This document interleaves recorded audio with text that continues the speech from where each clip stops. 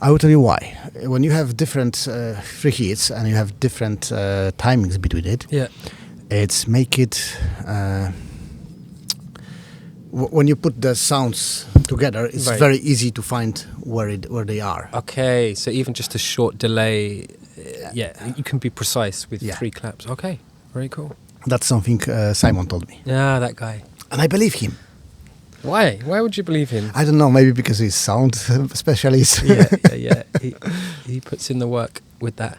You know, I was going to tell you, we worked together maybe 7-8 years ago on a very bad film called Soldiers of the Damned. That sounds amazing. No. But we, it was a lot of people's first project, and it was a very badly run project. People are going to hear this, but fuck it. When it came to sound, Simon was trying to run everything, mixing everything.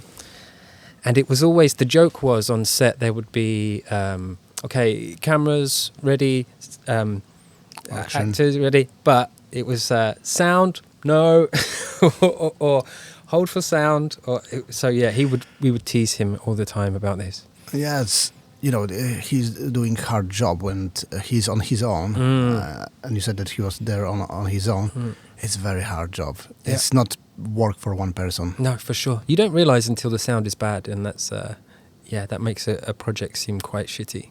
Yeah, it is a shitty project then. Hi Tom, how are you? Yeah, I'm good, thank you. Yeah, welcome to my garden. Oh, it's a beautiful place. Today we are with Tom. Tom, can you tell me one thing? Who exactly is coach for acting? Wow. Because the coaches are so many. They do so many things, but people normally are actors, going to the film school, do the acting there. But you are actor and you coaching actor. So who exactly? Because we know who is actor, but who exactly is coach for acting? Yeah, good question. Let me think of a good answer. Someone said recently the difference between a teacher and a coach, whereas a teacher is helping someone learn something new, whereas a coach is more of a guide. And I guess at times I might describe myself as one or both of those things, but I enjoy the coaching aspect with actors more than the teaching. The teaching is hard work, actually. Whereas for me, recently working with actors who already have some process, they already have something. So, for example, more recently I work with actors that are auditioning for jobs, or they have a role but they want to check they haven't missed anything when they're preparing for the role. So they come to me, we work together, and it's usually my job to say, have you thought about this? Maybe the cliche version of this character could be different. We could change that. We could do the opposite. So I guess that's part of coaching. It seems like showing the way. Yeah, showing the way, yeah. There's a definition of guru, which is the remover of darkness. And that's a nice way to think of a guru. There's obviously negative connotations as well. But for me, if this isn't already a long answer to your question, then I'm just going to add that like the director on a film set who seems to be in a position to be the first audience for the scene, for the film, for all of the equipment.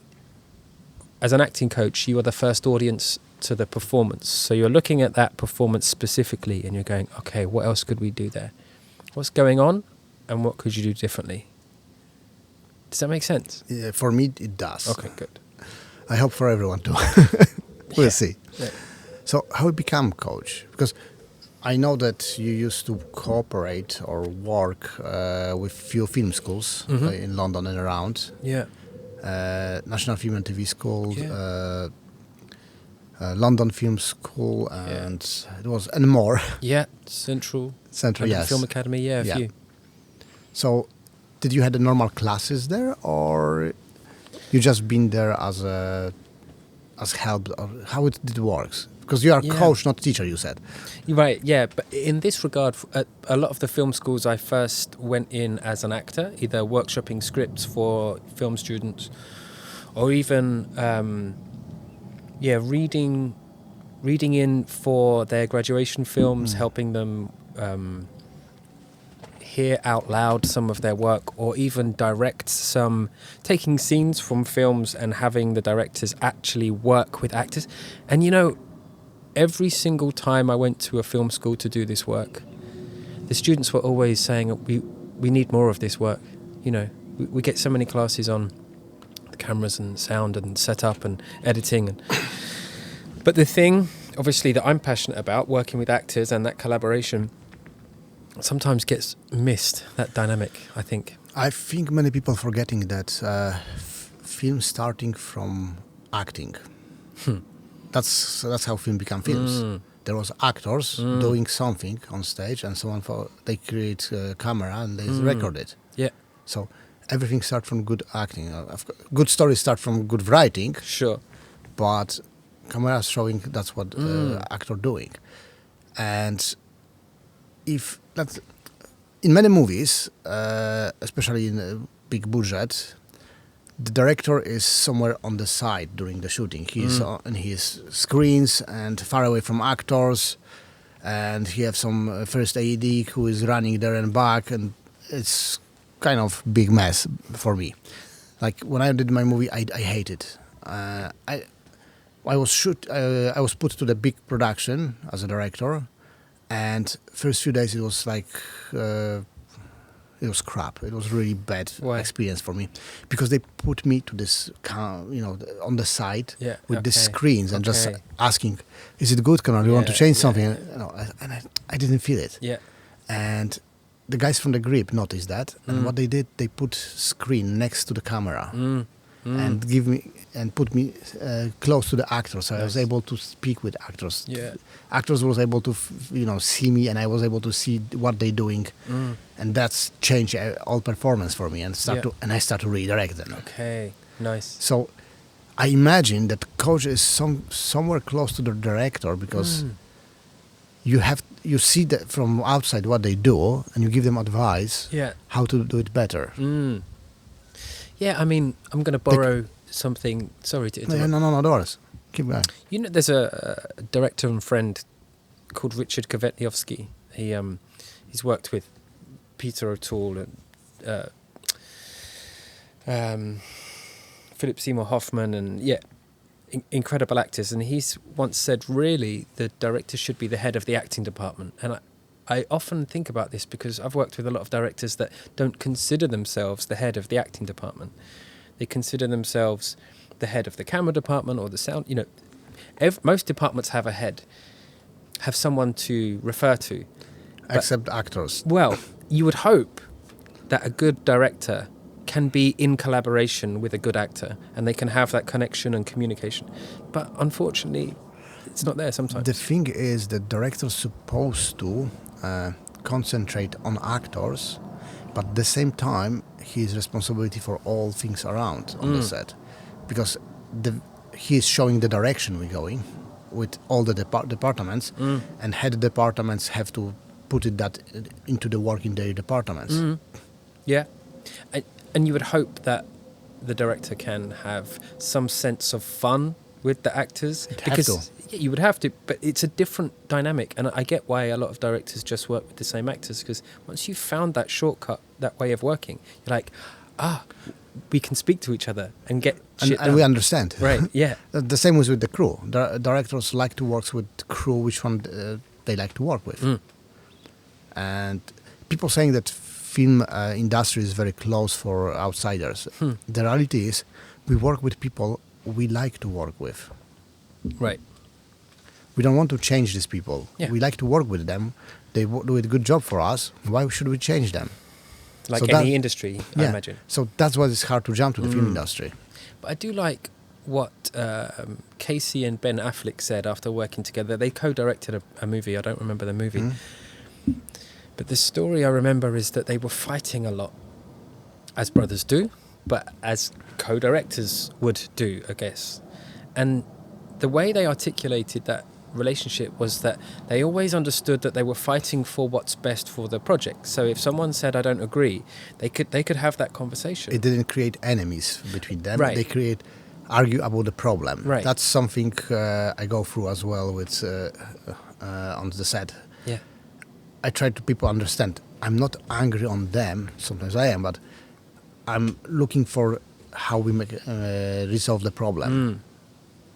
So That's I'm going the worst. That when there's a lot of egos on set, and you can tell that every department that there's resistance to listening to what might help the project progress. That's a really toxic set, and I've been on those ones. I saw this kind of things too. Yeah. Everyone want to be important. Yeah. Guys, nobody's important. Important is that audience sit, watch good movie. Right. Yeah. That's what is important in this industry. For sure. Yeah. But I get it.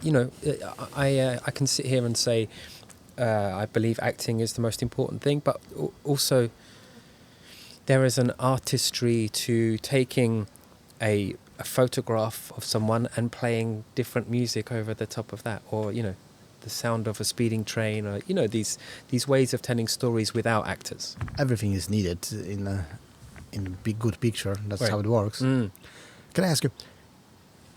Someone is coming to you. Me, for example, I'm a very good actor. I believe you. Yeah, camera don't. And I need a coach. What do you do it first? How you started? Wow. It's like, Yeah. I'm gonna play in a movie and I need a coach. Okay. Well, that's a good start. If you've got the job in a movie, or there is at least a script, then I can say, okay, what are you already doing? So you would, if you come to me and you have this movie job, or at least the scene that you want to work with, I say, okay, do it. Show me what you've got. Yeah, do acting, and make it good, and then we'll talk about it, and then we'll look at what was good, what worked, and what you might want to do differently. And the thing now, there's a lot of algorithms to try to figure out what makes good acting and how you might submit the best self-tape or have a fresh approach to text or screen work or theatre work. And it seems like really this kind of relatively new revelation, which I guess good actors always knew, is that there is a courage to doing the thing that you don't think is the right thing to do. Let me put that another way. The cliche is a good actor makes bold choices, right? But I feel like a different way of approaching that is for you as an actor to, okay, start off with this script and do nothing. Be boring, be neutral, be nothing, be bad, be unfunny, unclever, and then see how that affects you. And then start to, with a small paintbrush, fill in the details of what you might want to play around with, rather than just throwing a load of paint at something to say, this is my character. I am like this. I am this person. And then if there's time to figure that out, you would play like a child plays, right? You make it up. And then you go to the extremes of what is good and bad or right or wrong.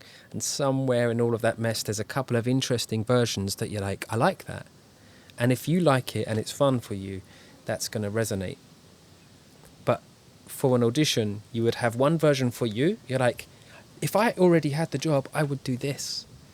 And then maybe there's another version that's like, I think you want me to do this. You know what I mean? I can tell you from the director point of view, when I receive tapes, I like to have something which one is as close to the script as possible. What do you mean by as close to the script? In terms of the lines or performance? No, in terms of performance. Yeah. When you read the dialogue, because mostly when you receive part of the script, you receive dialogue and very short about the character. These characters are somehow built already in your mind, Yeah. and they are repeated in many movies. These characters. Yeah. So I like to see this kind of stereotype character Yeah. and something completely different as an option. Yeah. Why? Because I know if I give the job this actor, he will do it. Because normally when you receive the script, you've wrote what I need, and I want you deliver it. But sometimes you can show me something better. Right.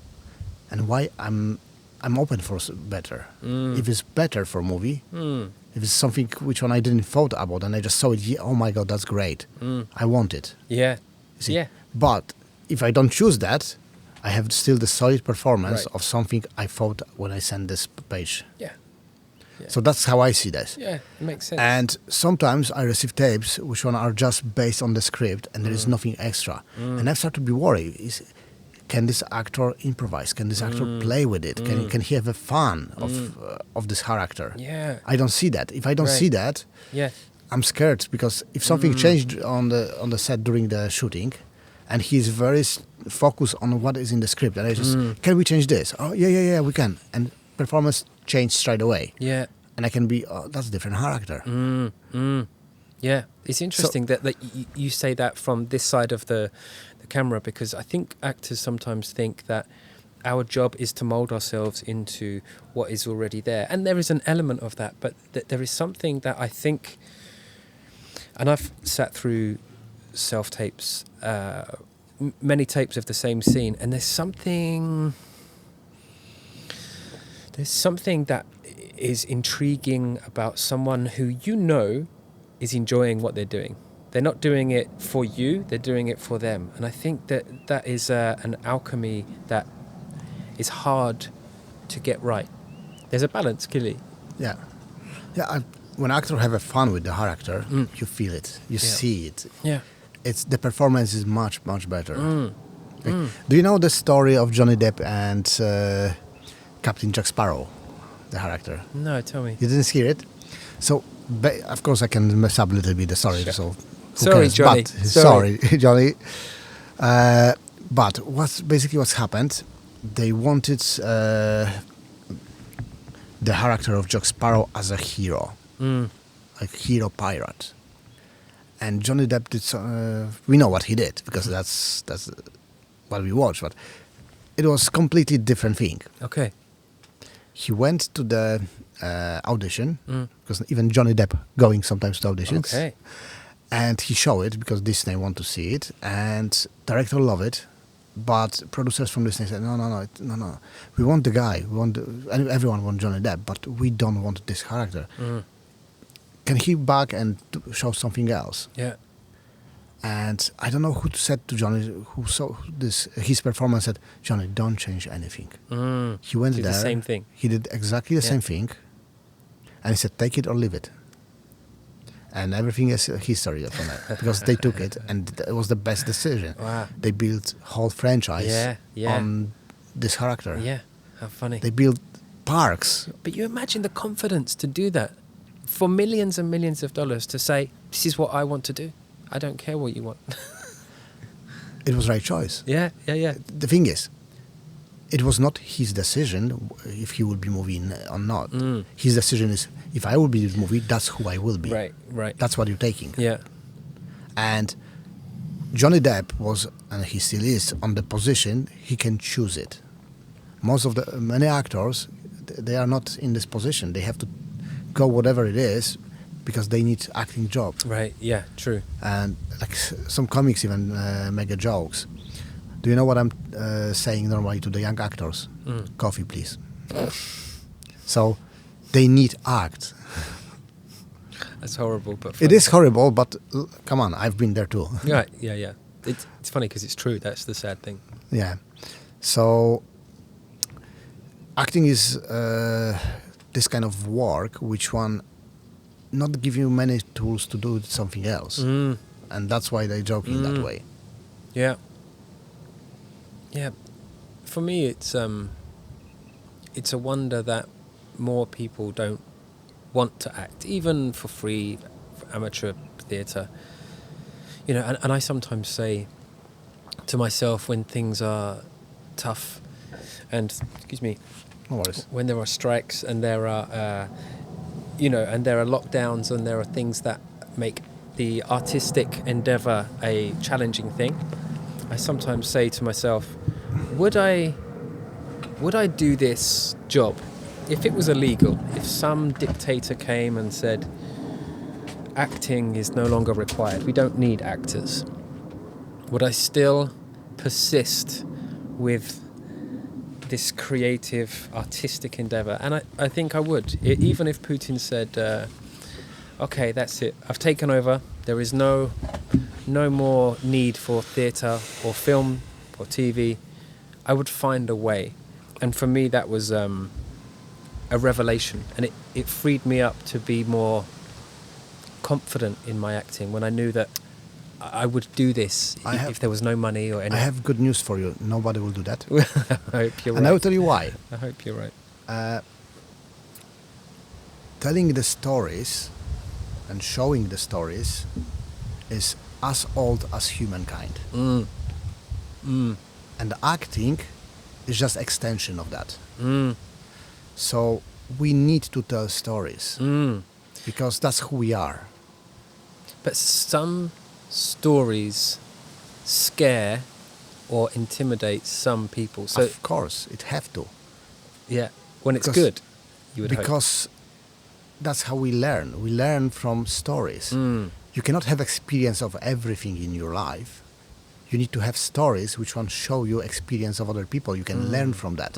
Movies is experience. You showing people even complete Star Wars. Nobody will fly and use the Force and running with the lightsaber, but we experience the change of the main character. We experience his groans. We experience his losses. So that's what the stories are about this kind of experience, universal experience, which one we learn and absorb from them.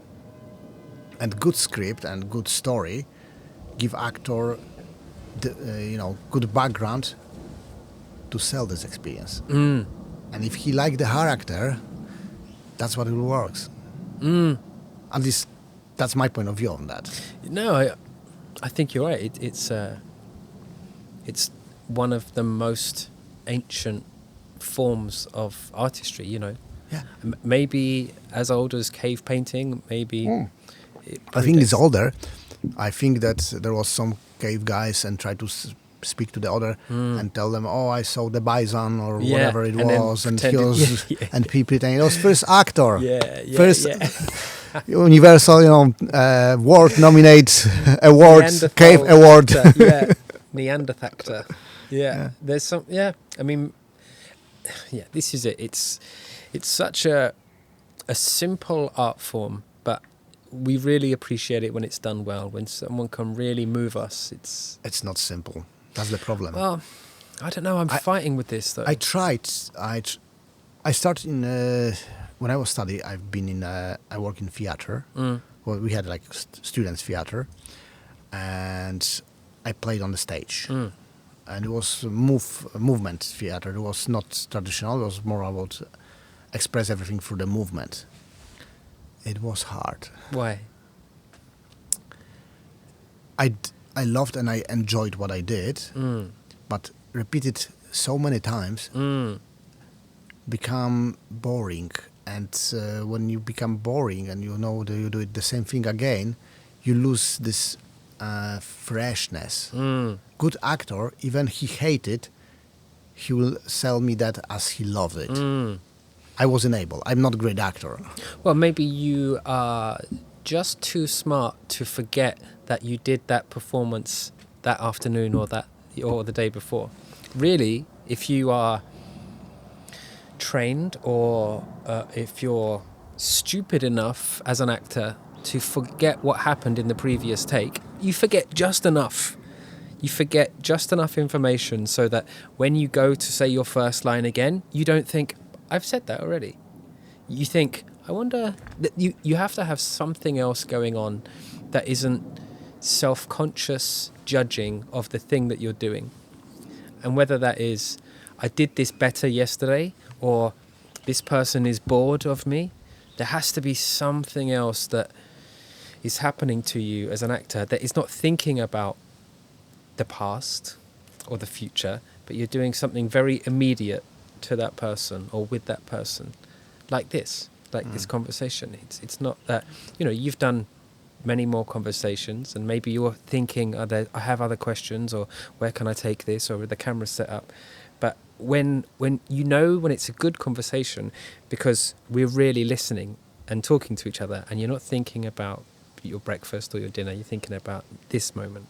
And that's when, especially on camera, when it's captured, it moves people. They see the humanity in it. It's simple, but we overcomplicate it with our own monkey mind.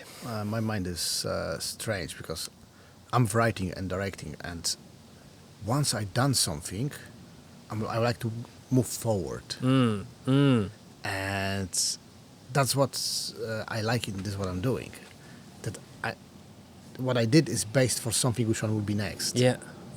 With acting, especially stage acting, you're repeating a lot of things, and my brain that's just not going for that. But then the question would be, in that case, who were you acting for? Were you acting for yourself, for the audience, for your parents? Because if 500 people have paid £20 to see you, and the thought that you're having is, this is boring, I did this yesterday, sounds like a kind of self-centered reaction. Or I'm not cut for the job. Well, yeah, there is that. Yeah, I mean, obviously, I don't think acting is for everyone, but I do believe, or my version of what an actor is in constant ebb and flow. But now I believe when it's good, it's not a self-serving act. It's for someone or something else. It sounds quite grand, doesn't it? It sounds like some religious kind of manifesto. Little bit, yeah. You said that you're almost like guru, so I'm okay with that. yeah. I'm sat here legs crossed. I suppose a guru wouldn't wear a Garfield hoodie, maybe.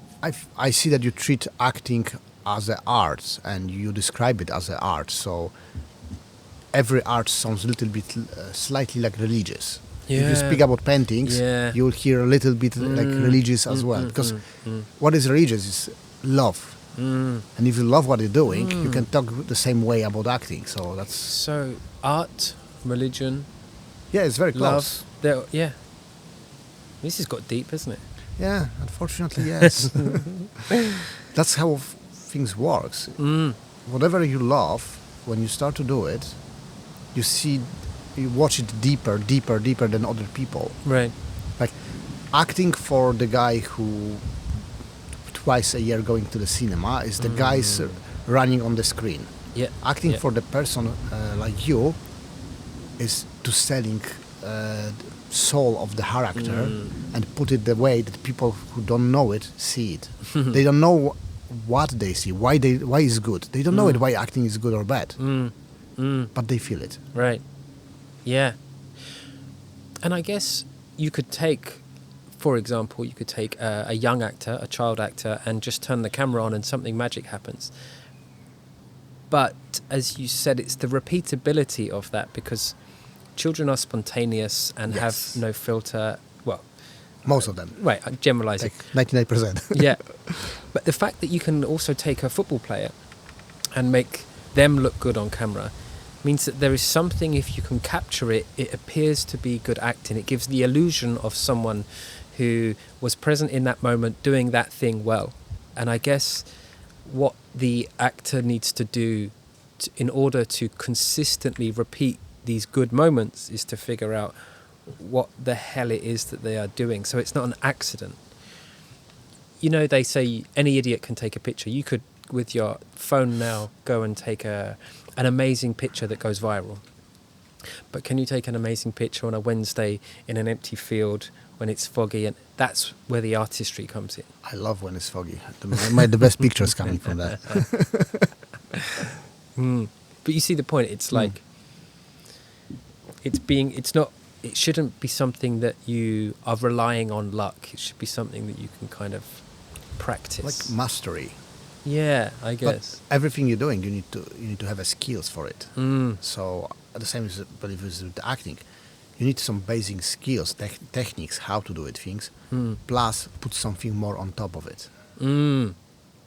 Like I saw the great technical acting, but there was no soul. There was no.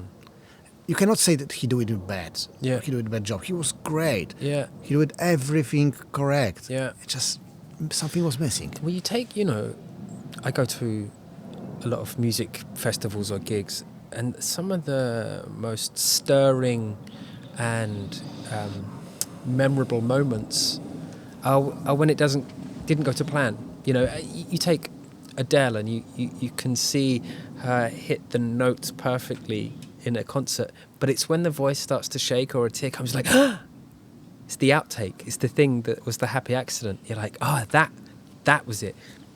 Who's the guy from, the trilogy of films that went through they shot in Hollywood? Is it Kevin? It's not Kevin Bacon, is it? There's a lot of trilogies. Oh man, I'm Genre. so bad with actors.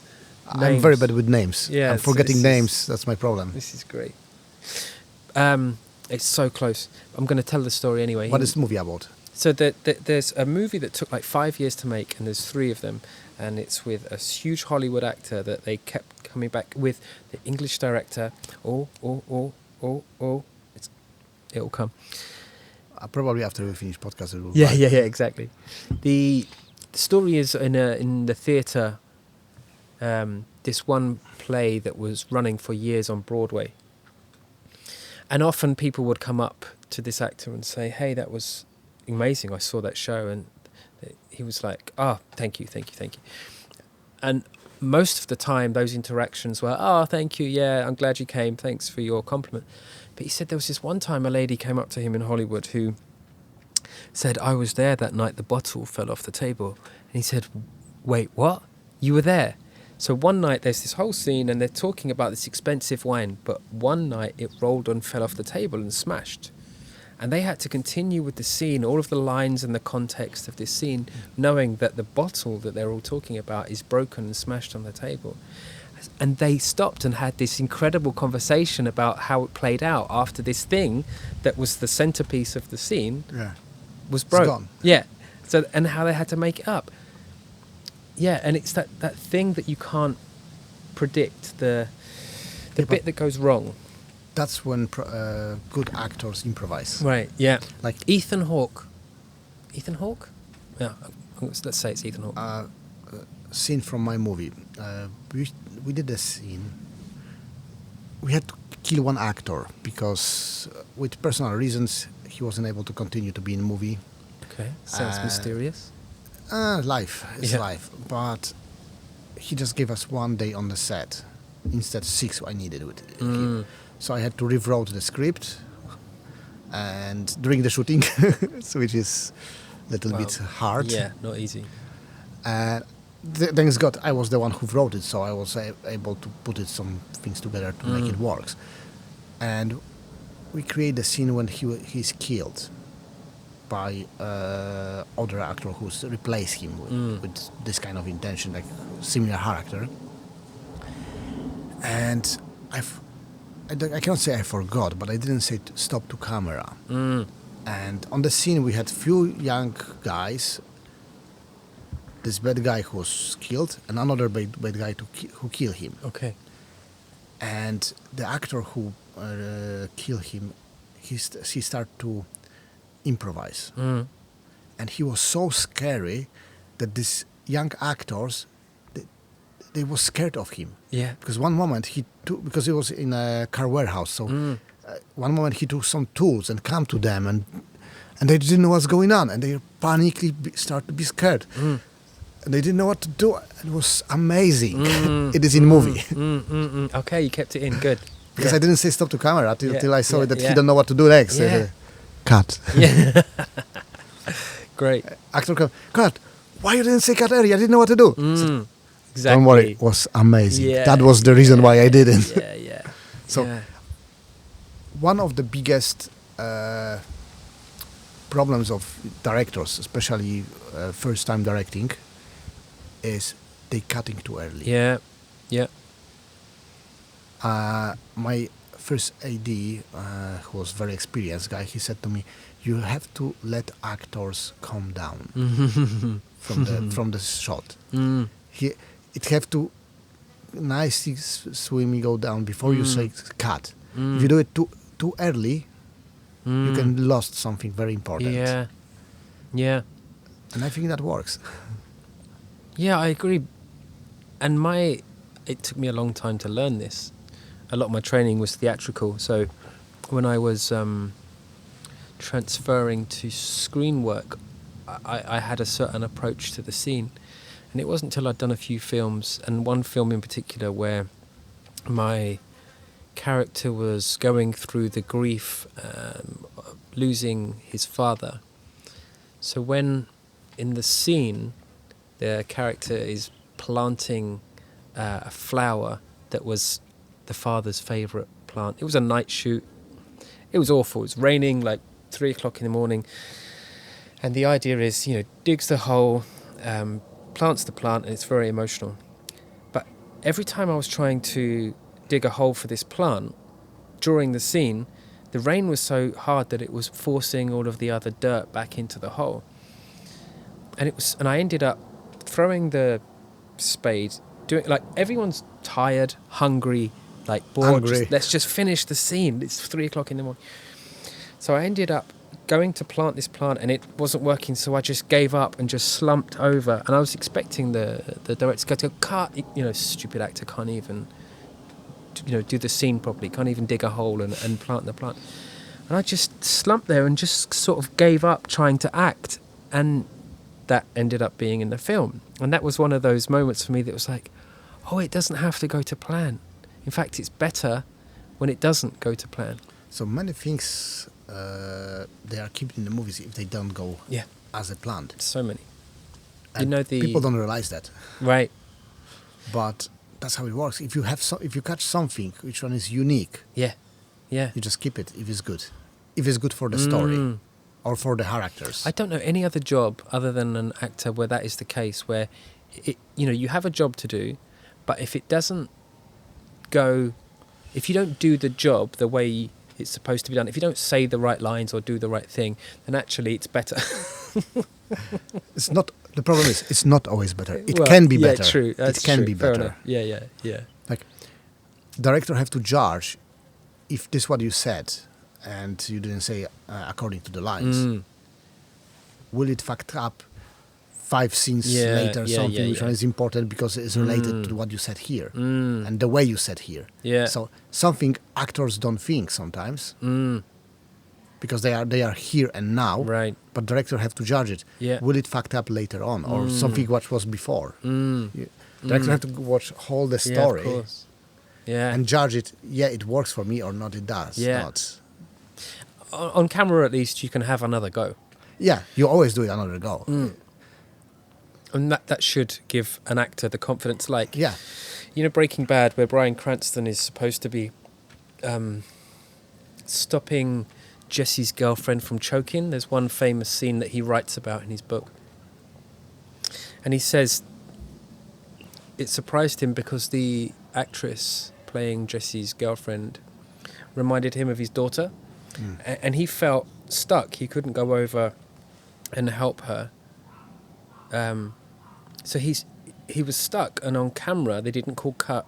We see his face tortured for the next 3-5 minutes of I should do something, but I can't. That's what we think the character is going through. But what he's experiencing is, I know my job is to go over there and do something, but this actor reminds me of my daughter who's choking. And he has this whole, it's a beautiful part in his book, but he has this whole explanation about giving in to the feelings he was experiencing rather than what the scene required of him. So Something we did as an experiment for young actors in Poland. We shoot on the close-ups, and we ask them to concentrate, to like put things on the feelings, and they sit on the chair, and once we shoot it, they said what they feel, how emotional it was for them, and we put just dialogue like, "What are you doing?" "Oh, I'm doing pool," and all the things like, and it did works. What does it mean? Yeah. It's not always actor don't have to think what it is in the character at the moment, but he have to find something which can help him do the journey. Right. Or at least be authentically doing something. Yes. So that you don't look like an actor. Yes. Which is hard, right? Because what we see is what not what you think, is what is on your face. Yeah. That's what camera catch. Yeah. Maybe it's just don't distract us. Don't remind the audience that you're acting. Just get on with something, whatever it is, do it. Do it as if for real. Yeah. And then we'll figure it out. Probably. So you said that you start as an actor on stage, and you transfer to the movies. Yeah. How was the transfer? Was Awful. it hard? Yeah, it was ridiculous. It was a painful reminder of every habit, every tic, every self-conscious twitch or every ugly habit I have was magnified on a screen. And it my drama school had no camera training, so it really was learning on the job. It really was turning up for student films or friends' short films and getting it wrong again and again and again, and it was painful, to be honest. I mean, there's some things that I'm really grateful that I didn't have too much screen acting experience. There's some things that, I'm glad that I figured out while doing it. But I had enough kind of acting talent or experience to get some things right on screen. But it was an awful experiment in, scaling a performance from the back row of a theatre to, a close-up on just the eye. It's madness. It's absolute insanity to call it the same job. I guess, ice hockey and synchronized dancing on the ice. Yeah, exactly. They're the same. They're still on the ice. But they're absolutely worlds apart. Yeah. And I'm asking because many young actors finishing drama schools, and they never work with camera, and then they coming to the films and they absolutely play wrong, and then they looking for a coach Right. or yeah. some experience. And how you start to work with people like that who did act on the stage only, and now they have to work with camera. It's two different worlds. Yeah, it's completely different worlds. The thing that I am still working on is knowing what not to say to an actor who is going through that process of adjusting a stage performance to a screen performance, because the thing that I've heard a lot and been told a lot is that screen acting is smaller. Not true. Right, I don't think it's from the true. director point of view, not true. Right. Well, you look at some incredible cinematic performances and they're not small. It depends where camera is. Right. Yeah.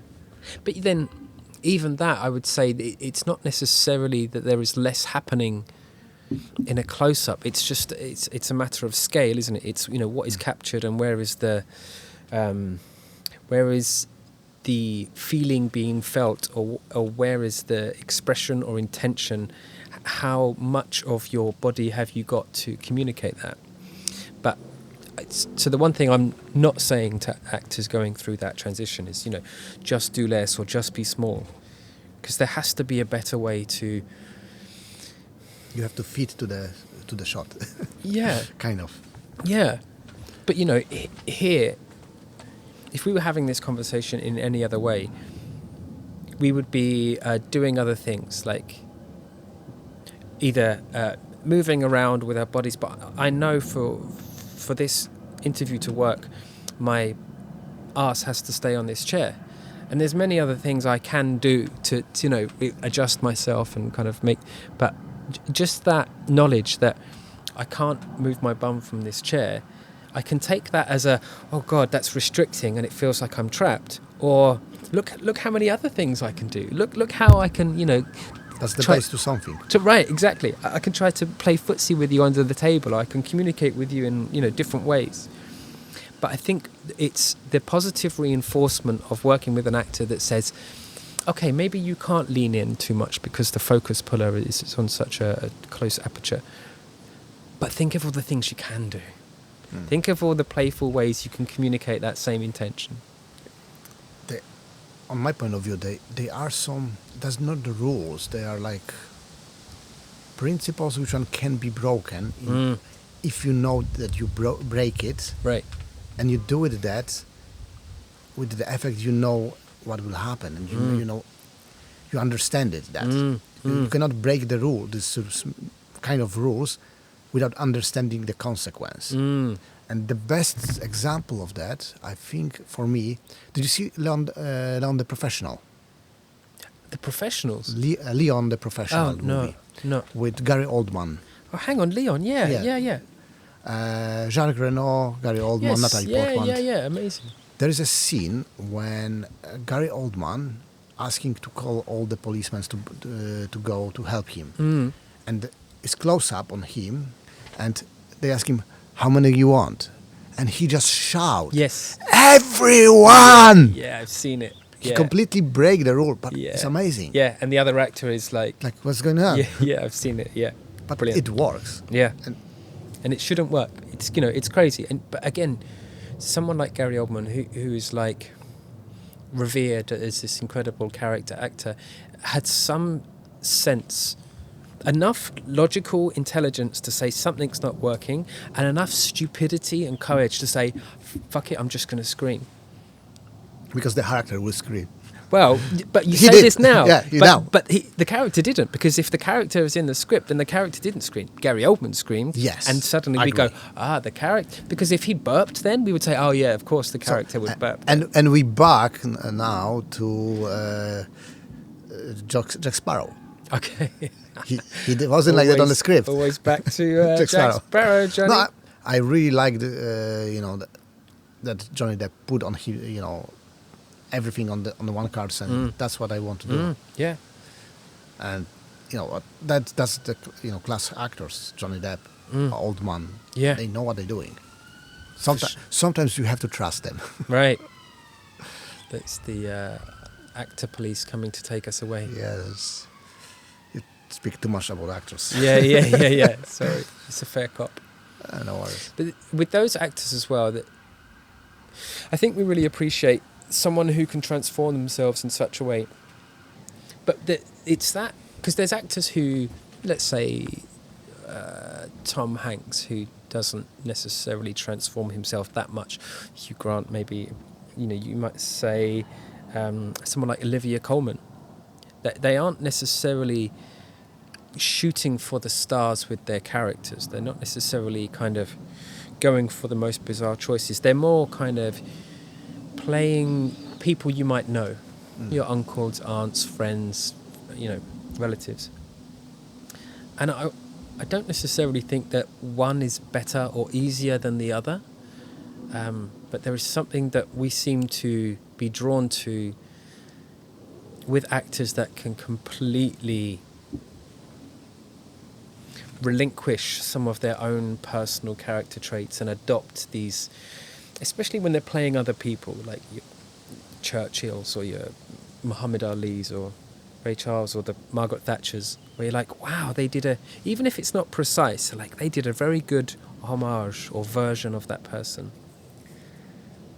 Yeah, I don't necessarily think I had a point there, but there's something in that, the idea of being able to walk a mile in someone else's shoes, or attempt to appear different to who you might be on a daily basis, to to lift the mask of who you think you are, and then try on this other thing. I think we really do revere that as a, because most people don't get a chance to do that, right? You just go through, try to survive day to day. Yeah, that's true. Can you tell me how actors deal with that they have to change their personality so often? It's sad that some actors go too far and never come back, right? Yeah, that's what I'm thinking about. That it's hard work. Sorry.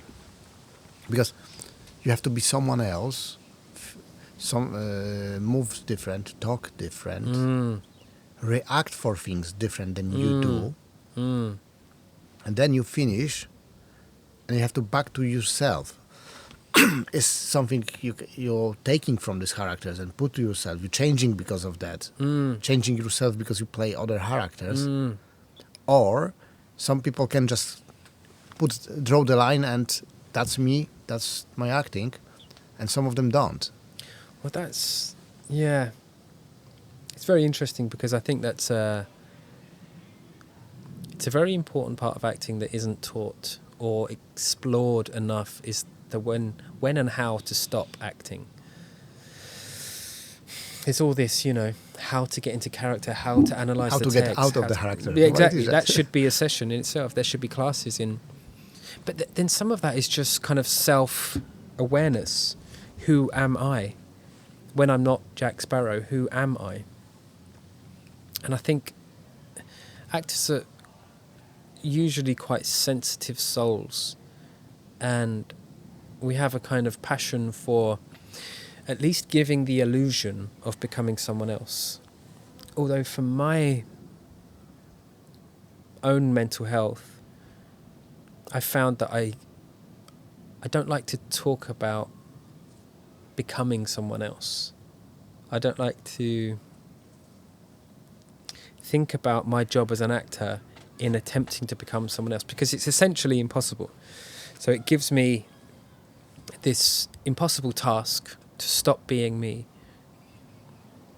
If you're playing Lady Macbeth or Romeo, you can't become them because they don't exist. They're words on a page. But you can take some innate human truths, some universal character traits about you, and bring them out.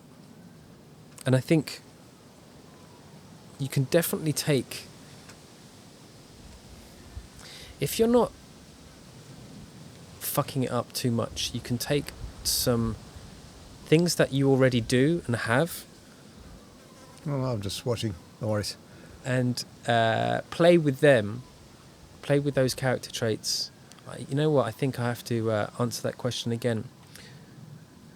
But I'm worried about rain. I'm worried about how full my bladder is. What do you do if someone needs to pee halfway through one of your interviews? We stopped. Can we stop? Yeah, of course we can stop. Okay. So, we're back. We're back in business. So where have we been? We've been in mental health of actors. Yeah. Kind of. Yeah, this is a big thing for me to consider now. Because I do think actors are sensitive souls. And not that we're fragile, we're actually very tough, and you have to be tough for the industry. Because so unpredictable. Well, yeah, you have to have a thick skin. If you're, I can't think of anyone who, if you explained to someone what the actual reality of acting is, being rejected that much, they will go, yeah, I'll do it. I'll do that. So that for sure you have to have a thick skin for the industry, but a very light, soft skin for the job, for the actual business of acting. And the whole coming out of character thing, or even just being involved in a project for months and then it ends, your family the people the people that you've fallen in love with suddenly Gone. they're gone. And there's this post-show blues, this depression that hits after you finish. Maybe not for directors, I don't know, you tell me. No, when you finish movie as a director, Yeah. you're just going to the next stage. Yeah. Of course, post-production. So you have post-production. You are still on the project. It's not like you're out. Yeah. When you finish as an actor, you're just out. That's it. Finish. And you don't know what will happen. You can wait and see. But for me, I'm 43 years old now, and the thing that I'm becoming more obsessed with is the things in my life outside of acting. So my woodwork, my relationships, these hobbies I have, playing tennis or music, these things are becoming more important to me, and it's having a positive effect on my acting because I'm not so obsessed or desperate to get it right. Maybe that's why he's right. But you can't tell an actor straight out of drama school that. You can't say to someone who, is so passionate about acting, find something else that you love and you want to do, because it's like, but I just want to act. I want to act. I want to act. I want to act. It's coming with time. Like for a long time, I just thought, I want to do movies. I want to do movies, and to do movies, I had to do something else, especially in the beginning. And I learned that I need to be out of the movies for some time to reset my mind to do with movies better. Yeah.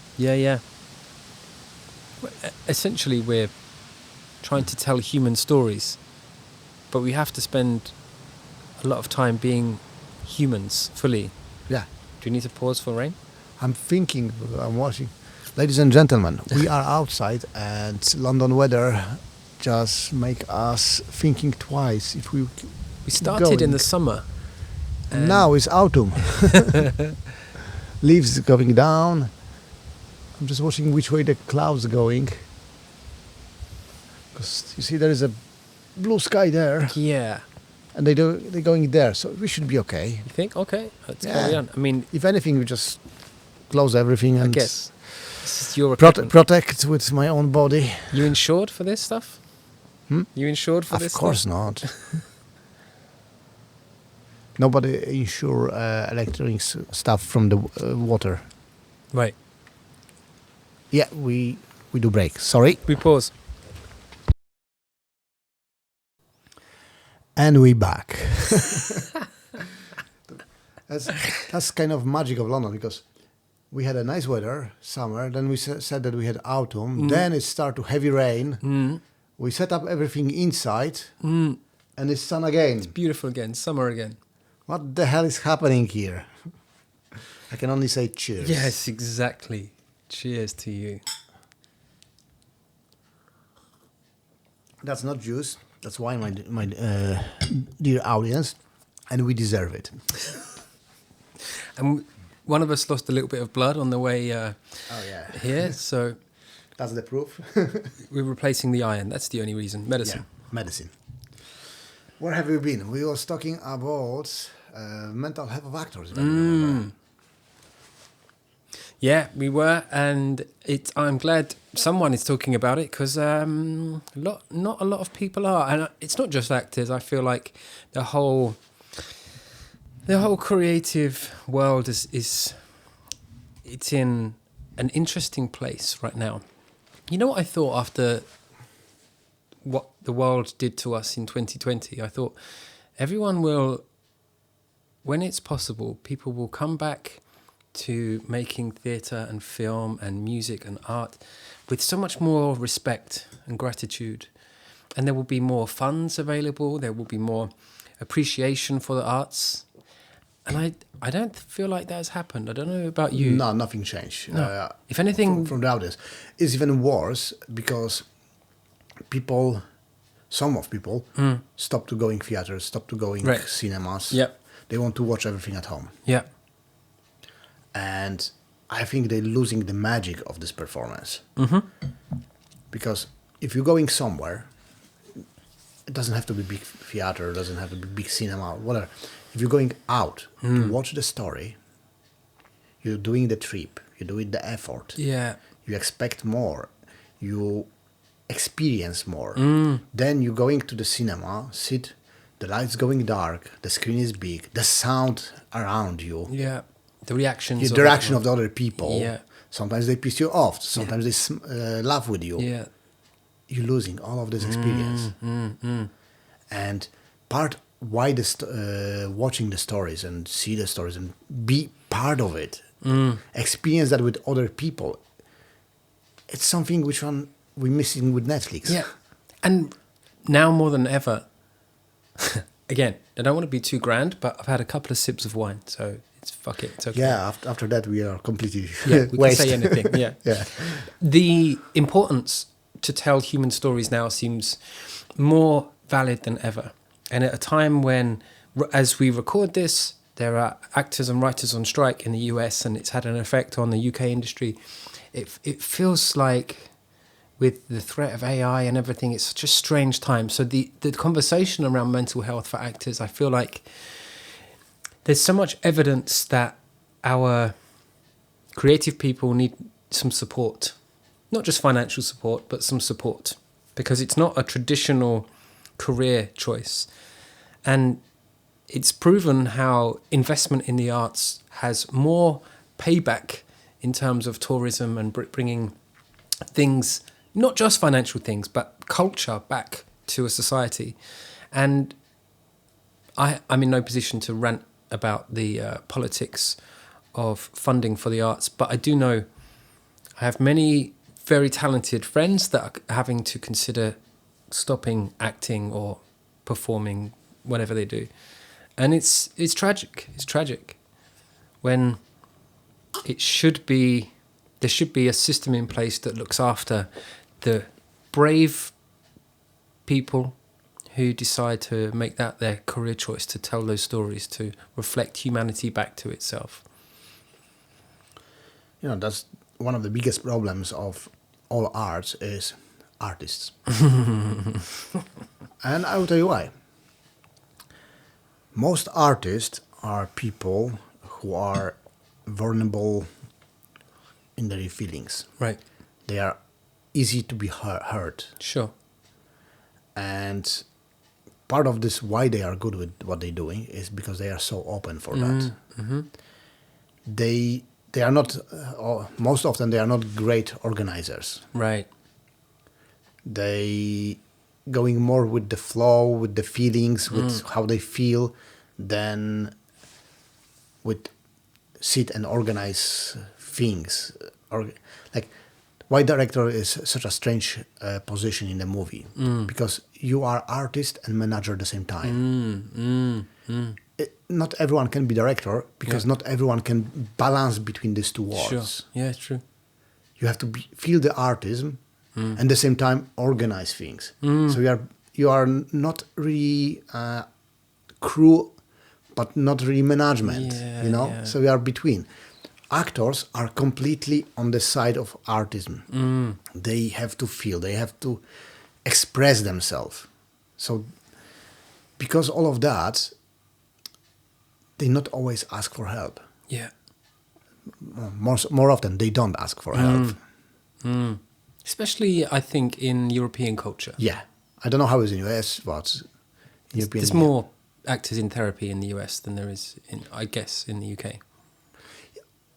But in US, from what I notice, is they are going to the other spectrum. Like, everyone have to have therapist. No, not everyone needs a therapist, guys. You just spend money which one you don't have to spend. And answer the things which one you can answer yourself. But yeah, some people just need help. Well, I think, we all should be better at asking for help. Guys, maybe especially. I don't want to generalize, but we're generalizing about actors. And I think, personally, I now speak to a therapist because it's just a nice thing to have on my team. I feel like I have a good team of people, which includes I have a career counselor, a therapist, my girlfriend. I have friends in the industry. I have childhood friends that I go to watch bands with, and I think it has to be a what was the expression about a village of people raising children? I feel like as adults sometimes we forget that we need our tribes still. Oh, humans are tribes species, and humans do good wine. You appreciate. Maybe we can get sponsored by Jam Shed Wine. Yeah, If you're out there, Jam Shed, reach us. send more. We need more. Definitely. No, we are tribals. That's no doubt. You can see in any part of our life is sport, football, big tribals, politics, huge tribals. Yeah. Too much. That's too much. Till the moment when we stop thinking of our own and just thinking as a tribal, Yeah. and that's then dangerous. Right. There's something happening with society at the moment, and we have to say we are left, right, or agree with everything on the side we are. And there is no, on reality, there is no single person who agree with everything what is there. Right. Like, Left. I agree with some stuff on the left, I agree with some stuff on the right. I like balance. That's what directors do. Yeah. I'm balancing things. Yeah. I had a friend that worked on the film Hugo with Scorsese. Yeah. And he was in set design department. And he said that this fascinating thing happened when they were trying to figure out this shot and how it would work. And Martin Scorsese said, has anyone got any ideas? And some runner or someone like way at the back said, actually, yeah, I think... And Scorsese was like, come and listen to the idea and change the shot because of this person's idea. I was like, fuck, that's amazing. Yeah, that's how directors do. We would hope, but not all directors. Like when we was doing my movie, my assistant, like personal PA, which was coming from the production, he said, Konrad, it would be nice thing if you remove people here in this shot. I said, okay, why? And he started explaining me his theory. I didn't remove all people, but I found that he was right with something. Okay. And I left only few people in the shot, walking down on the staircase. Okay, nice. And it works amazing. Yeah. And I will not think about that if he will not tell me. Yeah, you need that. So you need to be open to people. Yeah. But you judging what is right or wrong, and you take responsibility for your decisions. Yeah. Can I tell you, I worked with an actor who was on this big budget film with Jean-Claude Van Damme, and we were working on the script. He already had the part, and there was a lot going on. There was accents and huge epic storylines. And we worked through the script and got to this scene where two rival gangs were having a fight, and my guy, the actor I was working with, was quite high up in this rival gang, and this fight kicked off. And as we were working on this scene, we were struggling with the dialogue and figuring out what the intentions were. And I said, what would be more interesting here is if your guy didn't get involved. He trusted that his gang can win the fight and just stood back. They're at a wedding. He's in his nice suit. Like, don't get the suit ruined or blood covered. Just watch the fight. And he showed up on set.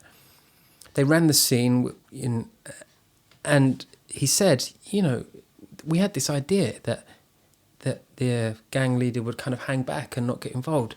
And the director was brilliant. Let's do that. So they changed the shot. Yeah. It's like, I don't know why that's so astounding, because you think, especially with more money, people have to be super clear. Like, I'm in charge, I'm the captain, my way or the highway. But it seems like, especially then, when there's more people involved, you should be listening to more ideas and taking more influence. Yeah. If you've got time, because sometimes you just don't have a time. Yeah, of course. That's the different story. Sometimes on the set, you do it several scenes a day. You speed up. You have no time to improvise. You just have to going as it is. Yeah. They are days like that. But if you have little bit freedom and someone is coming to you with the idea, the worst things you can do is not to listen. Even if you disagree with what he's saying, you listen to the person, ask why, or saying, you know what, thanks, I will think, no, I don't think it will work because, but thank you come to me. Yeah. Even you disagree, that's open people to telling you things. If you shut down person like that, you know what, no, this person will not back. And next time, this person is thinking and I can back with some great idea, which can improve your project. Yeah.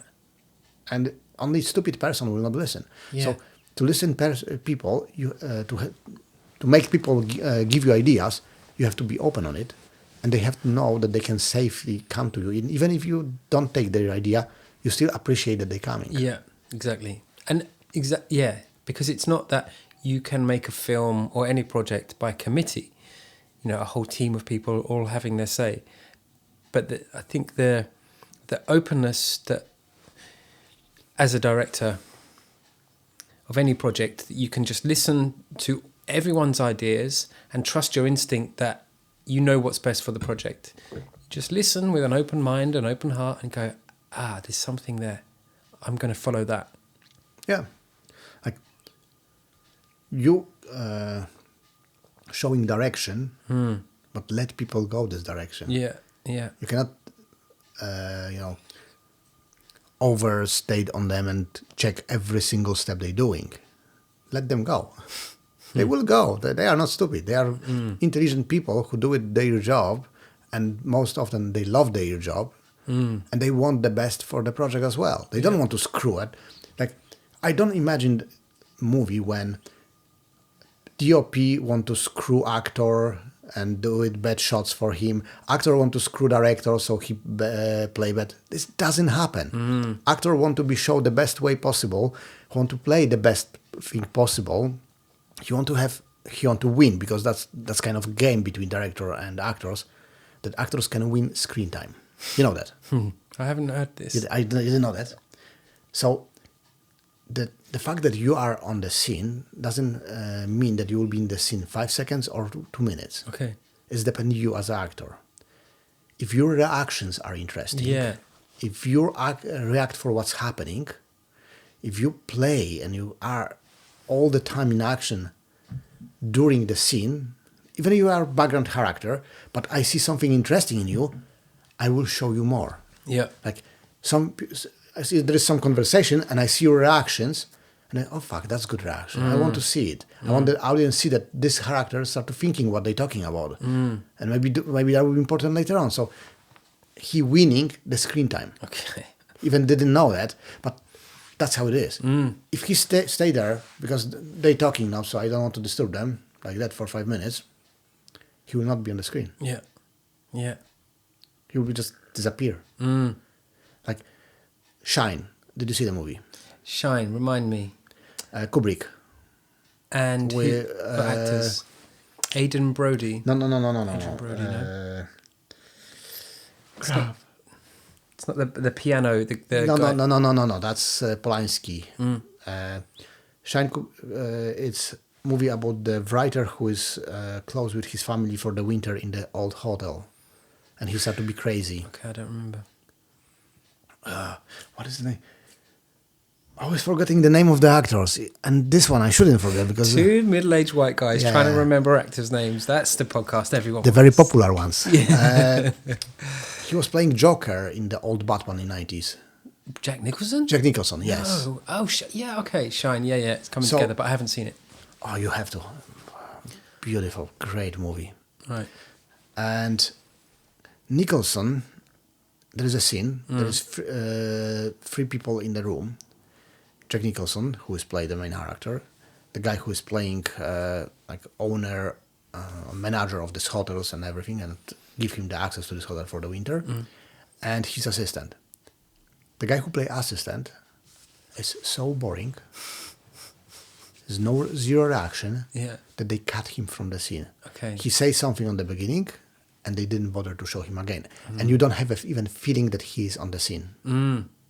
You see, he lost his chance. Yeah. He was playing with Jack Nicholson in one scene, and he didn't play. Yeah, that's it. Yeah, didn't play. We invited you to play and you didn't play. But maybe, I mean, you would say, if it was yourself, you would like to think, if I was given that opportunity, I would play. But when you're there with Jack Nicholson and the nerves hit, the self-consciousness hits, do you play? Do you think it works this way? The chance is coming if you're ready or not. Mm. Only in these two situations. Ready or not, here I come. So, but then there's something that I think about acting is that you can play if you know the rules. And the problem with a lot of acting and actors is they don't know the rules. What are the rules of the game? Like, no one actually stops to say, okay, does everyone know their job? Right?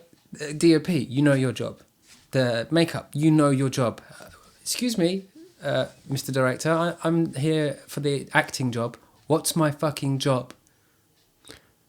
And if actor asks director, the director should explain what he wants What from would him they in the say? scene. Yeah, but the director might say, okay, you're at a funeral, you're really upset, and I'm trying not me as a director. I was trying to go with feelings, and it never works well.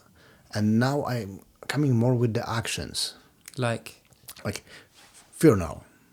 Okay, your action in this scene is you're sitting here, you listen to this guy, you are boring. Of course, you are upset because it's funeral, but your character is boring and want to be somewhere else. Right. So you're looking for things around you which make you more interesting, to imagine there are different places. Right. That's your action. Now you as an actor, you know you are in funeral. You know you have to be sad because it's your, uncle funeral, and you are boring. So you're sitting there, check the watch. You're looking for things you will do when you're boring. Yeah. How long it will take? Oh, that's interesting lamp. Yeah. You see, you start to doing actions. Sure. Yeah, it's something. I'm giving you something to play with, but the way you play, it's your job to play, not mine. Yeah. You have to give me something back. So me as a director, I'm coming with this kind of actions for you, this kind of situations, and expect you will put something on top of it, which is your part of the job. Okay. Yeah.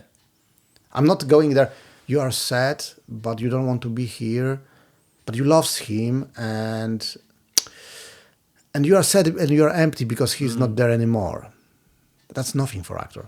It's like, okay, so he can play this for 5 minutes. Yeah. It's tricky because people want to be talked to differently depending on the actor and the director. And some, like in some of the film schools, they are taught not to give result direction. And someone might argue, if you say to someone, this is what I want you to do. You're my actor. I want you to look up, look down. You're bored, you check your watch. Because you're telling the actor what you want to see rather than... I'm not telling him to check the watch. I'm telling him situation. Yeah. I'm giving him the actions of the situation.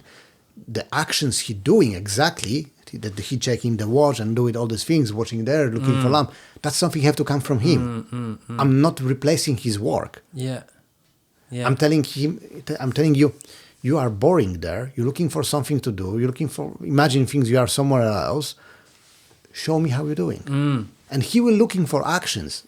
I know that I can tell him to check the watch and to watch the lamp, but that's something he have to discover himself. If I will tell him to do, it will not be authentic. Even if I wanted, he do it that, and I tell you, watch this fucking watch.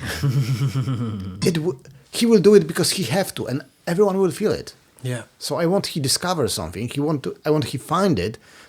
That's why we start. We don't start straight away from shooting. We do it the rehearsals first.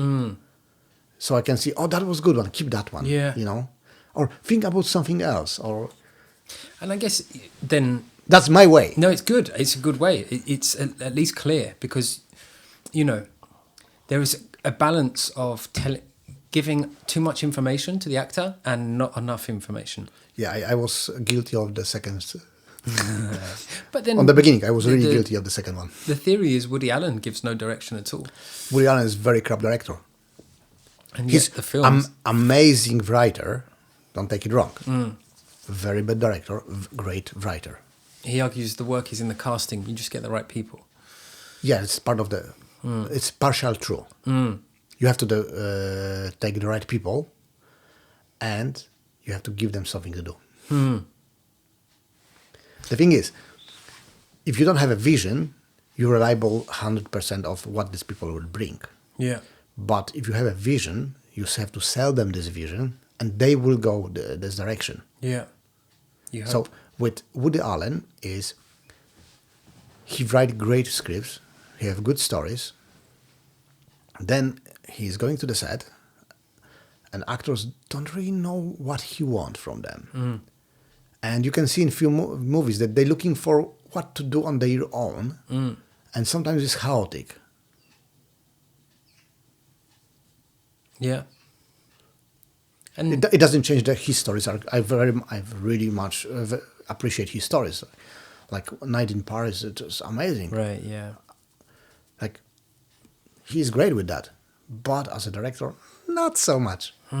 Maybe he will hate me now. But who cares? Sorry, Woody. Sorry, Woody. Yeah, I still love your stories, really.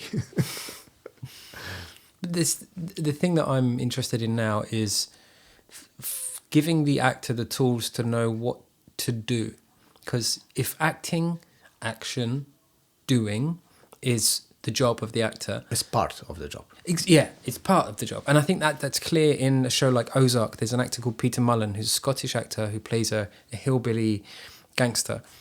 And what's fascinating is his accent isn't great, but he gets away with so much because of the doing. He does things perfectly. No, that's not true. He does things very well. Because in every scene, he's loading a gun or throwing a stick for a dog or counting money, or he's always doing something in each scene. And you kind of forget that the accent isn't that great, or, he doesn't really look like a gangster because he's doing things. And it is a lot more than just doing things. Doing things really. There's tricks and emotional journeys and things, but I think at least, with this direction, just do something. It's good. It works. Because then you can't feel like an idiot. You can't feel like a fraud if you're doing the thing you've been asked to do. There was a Western from 60s or 70s, Magnificent Seven or something like that. Magnificent Seven. Based on Kurosawa Seven Samurais. Okay. There was a scene when two actors start to compete to each other. Who will do it more actions? Like they was sitting on the caravan. They will start to checking the guns, taking the bullets like that. Things normally you don't do it. Yes, but this is the actors. Yeah, that's actors. And the story behind is one of the actor was always do it more actions than the other, and the other actor was theater actor. So he went to the director and said, "Can you do something? What's happened? When I'm talking, he's doing some actions. In theater, when someone have to be seen by the audience, everyone else coming down with their actions, that people focus on the person who is talking, who is important. If the person who is doing something else is important than talking, they put more light there to show this person, and everyone else is completely like froze almost. And one person is talking and try to do it as less as possible, that people automatically focus on the other important part to sell the information. In movie, everything is important. That's why I'm saying before about the actor in the background. Yeah. His reactions, everything.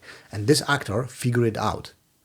And he pissed off the other actor. Okay. So what the actor said to this him, you know what, I cannot stop him. You have to do it something.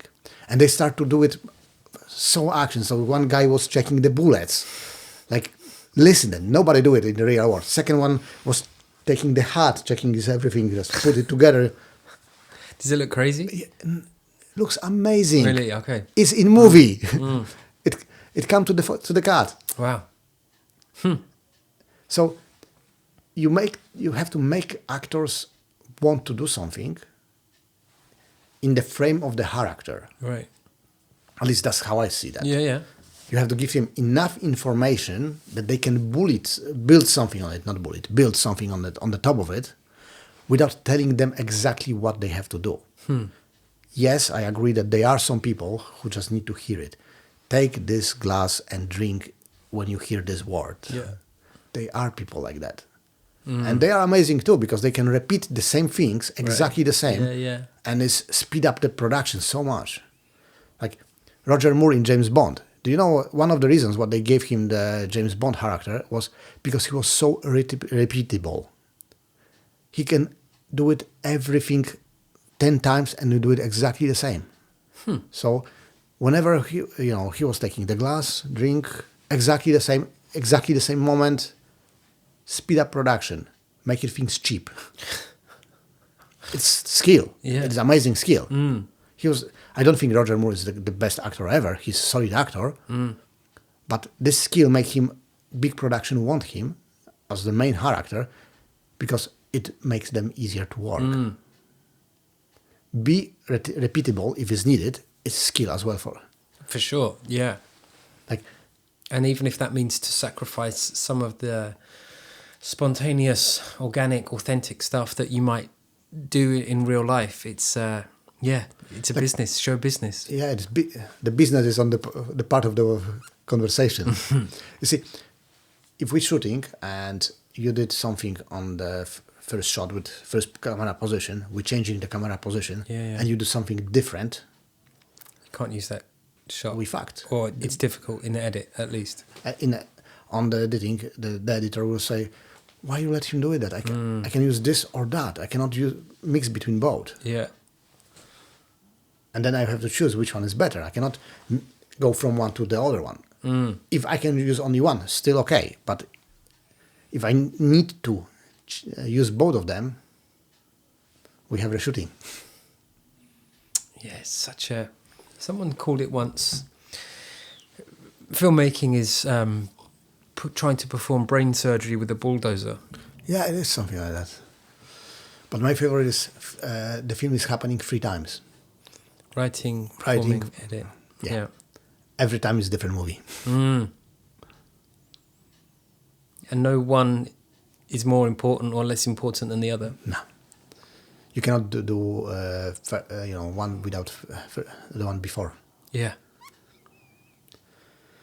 Yeah, that's a strange industry.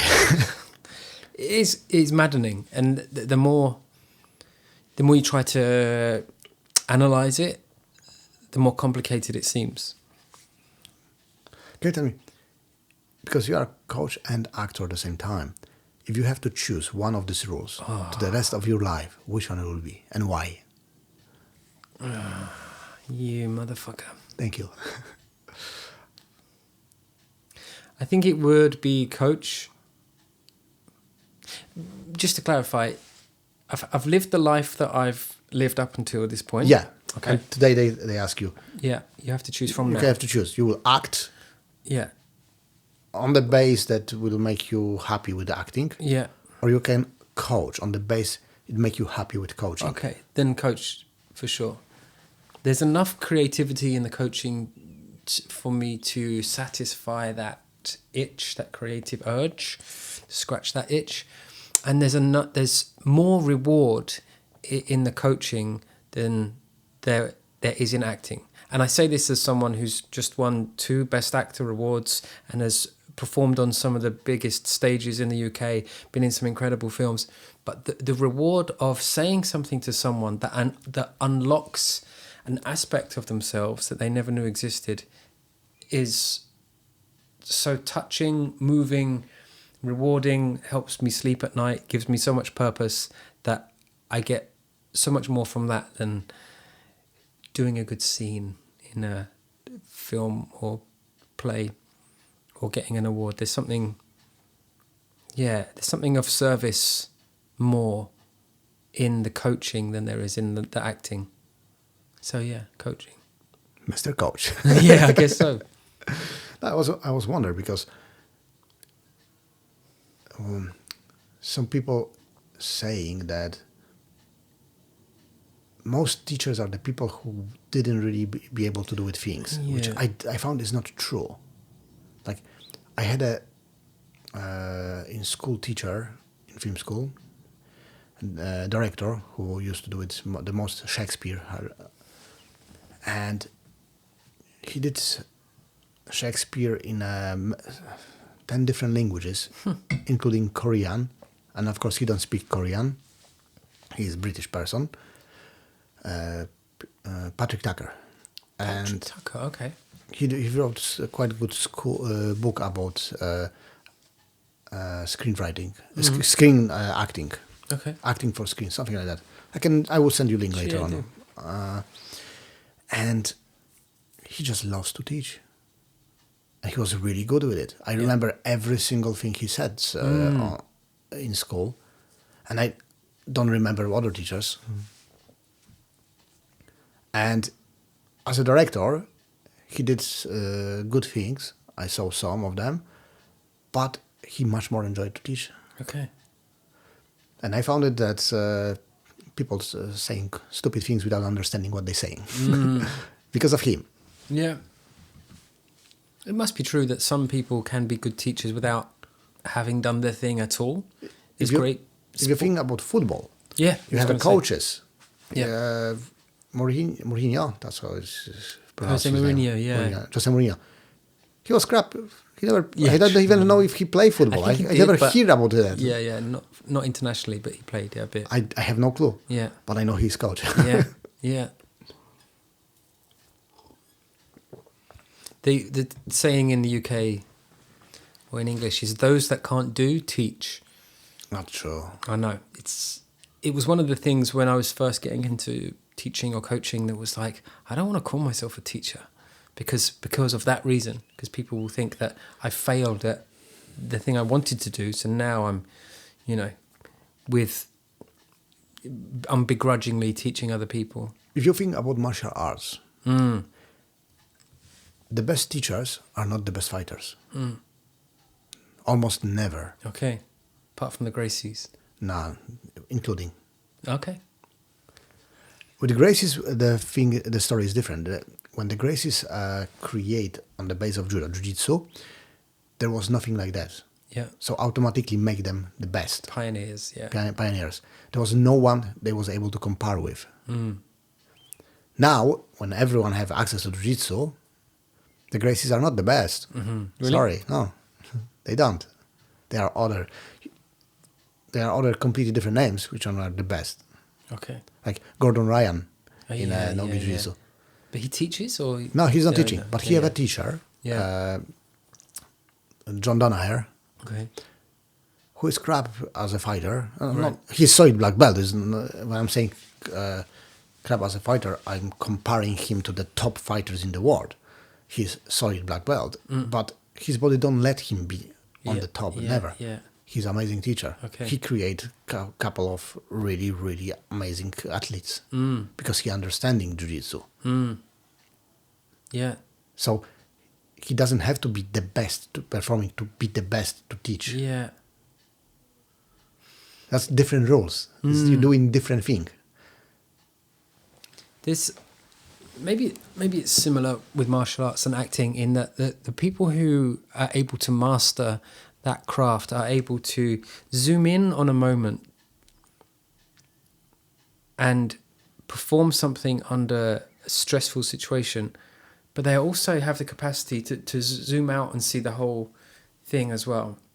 Because I work with actors and some of them are so spontaneous and instinctive and they're so good at being in the moment, but then you might say to that actor, that was interesting, but could we try it like this? And like, yeah, but I don't know what I did. Like, well, that's a problem because then we can't change anything. And then there's actors that are so analytical and they say, well, I could play it, like this with this background or this. But then when it comes to the play and the relaxing, hopefully spontaneous, authentic stuff, it's difficult because they're too busy thinking. So it's this balance again, isn't it? Yeah. Of what is happening now, but what is my ultimate super objective? What's my goal? Yes. Always you have to think what your goal.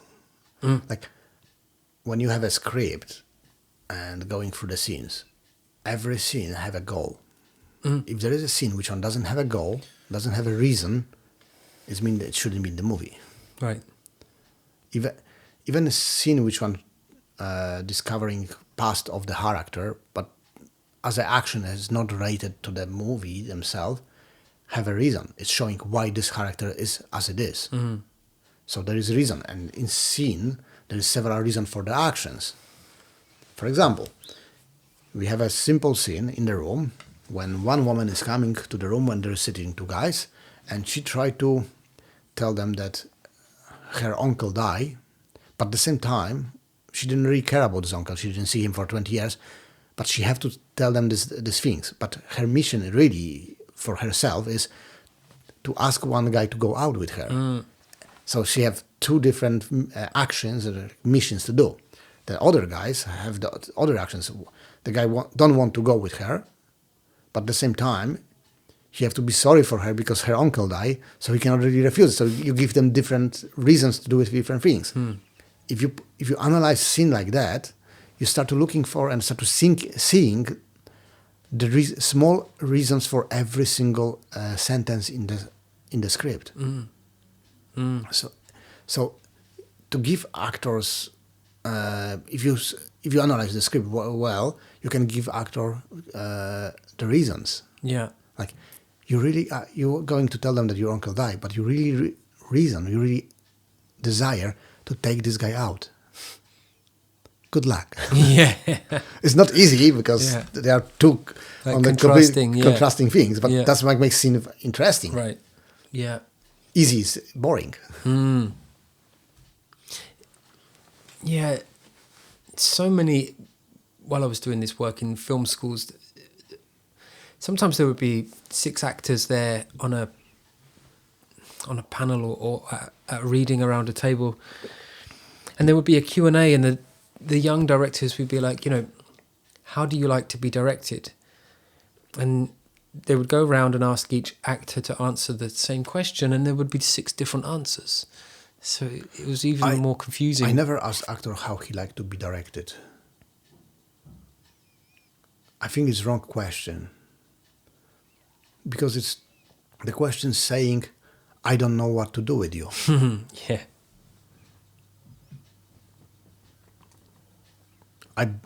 I believe in rehearsals. I believe that you tell actor what you need from the character, and you observe the actor, and you see what he's better react for.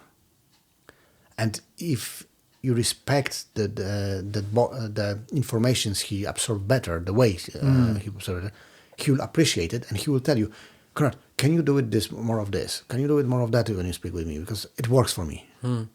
You do it conversation like with the human being. Sometimes in the scene, you want to have upset actor, and you can upset him before. So you don't have to tell everything to actor what you want. You can upset actor that he will be a little bit upset during the scene, without telling him that he have to be upset. You just upset him with something.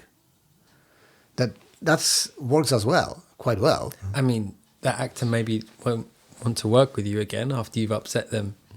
Oh, if you see the footage. Yeah, I guess. Yeah. And after the scene, that's what I wanted, man. Watch the footage. It was amazing. Yeah. Thank you. Actors, based on the feelings, a lot of them. And when they hear that after the scene, and you explain them, sorry, I said this before, but because of that, it was amazing. Yeah. I think that's what, sometimes is missing from a film set. It is the sensitivity of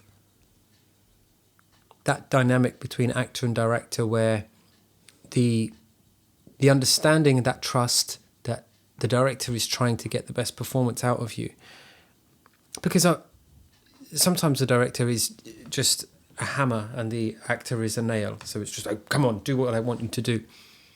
And often the best directors I've worked with have been female, because there's been a sensitivity to what they are actually asking you to do on a human level. You know what is the problem with the women directors? Oh God, this is going to get you cancelled. I'm cancelled already, so I don't care. As a people who speak with of course, it's not every.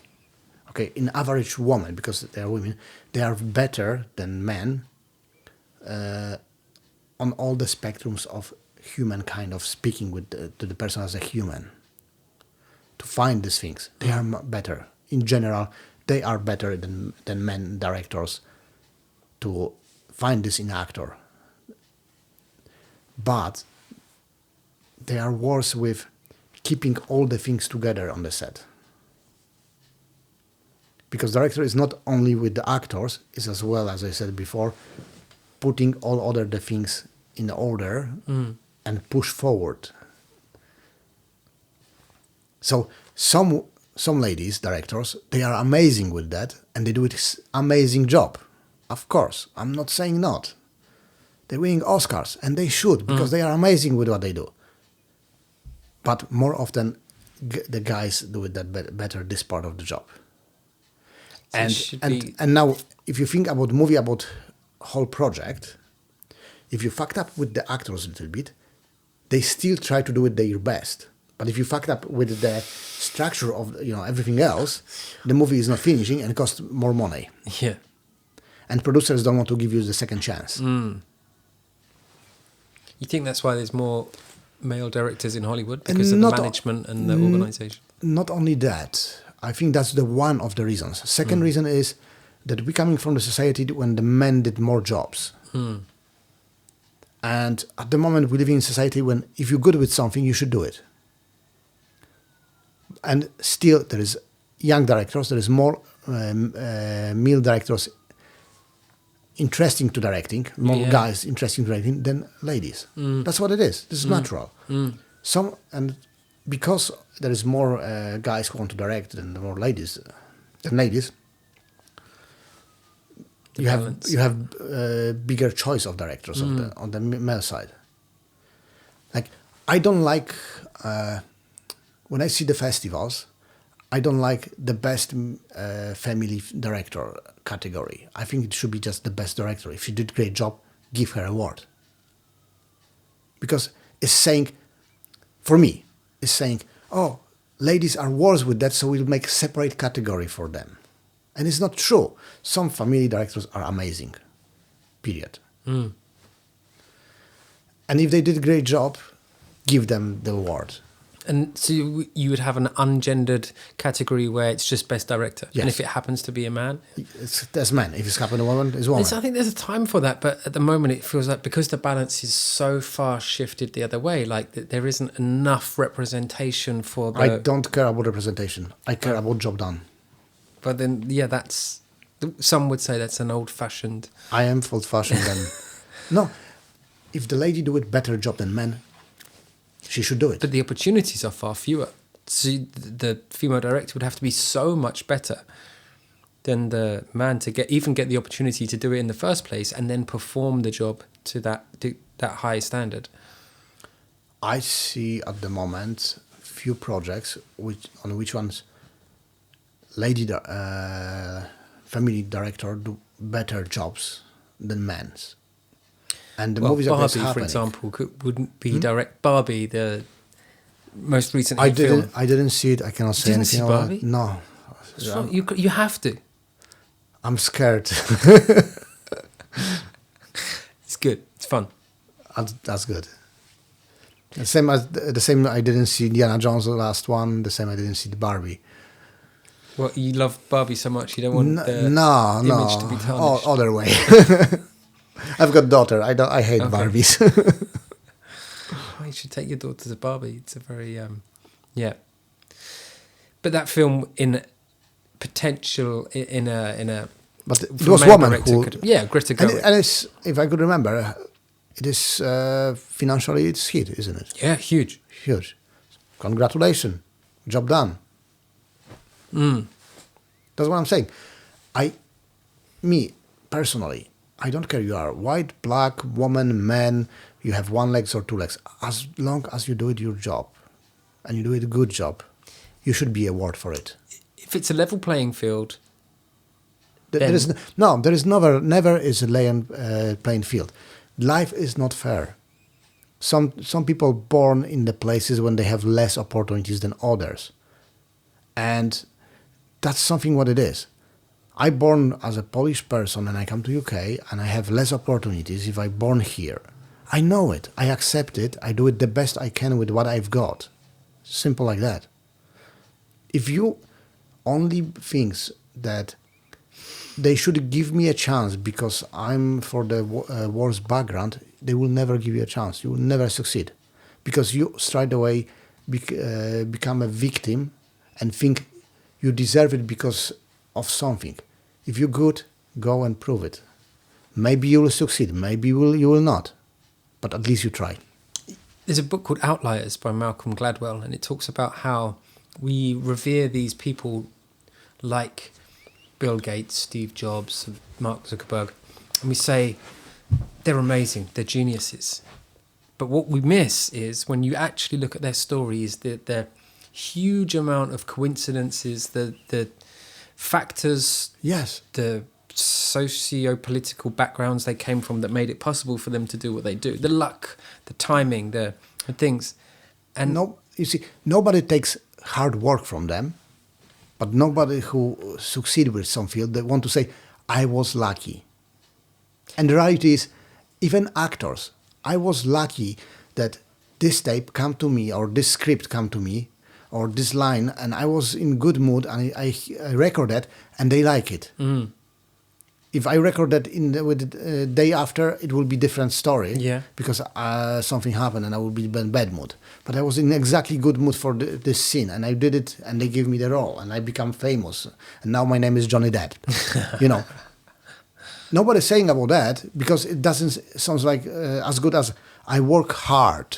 But when hard work meets opportunity, right? Exactly. But you need the opportunity. In film school, they always saying, the chance coming only in two situations. If you're ready or if you're not. Sometimes never come. Mm. But if come, be ready. So you work, you prepare yourself. So if you have opportunity, just go with it.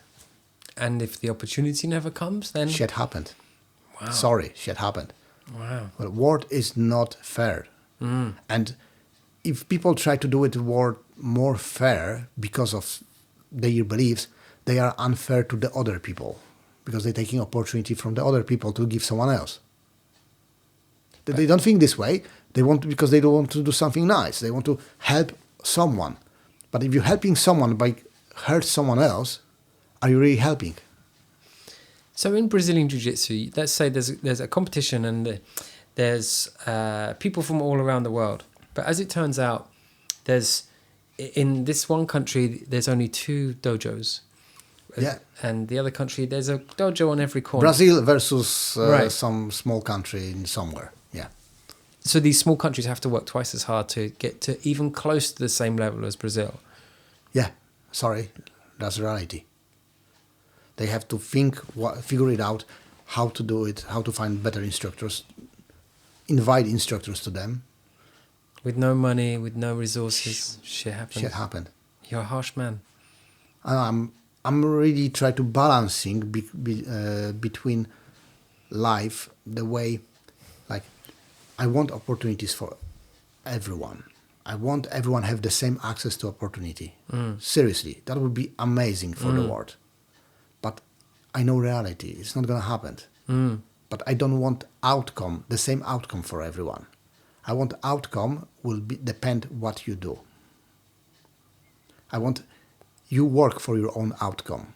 I want, if you work hard, you have better outcome for someone who is lazy. With everything should be like that. It's not always like that.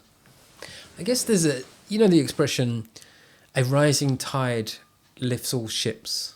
So the idea is, if you improve the industry, you improve everyone in the industry. I guess the reason actors and the writers are on strike at the moment is because there's a lot of money, clearly. Netflix, Amazon, Apple, there's a lot of money, but it's not trickling down.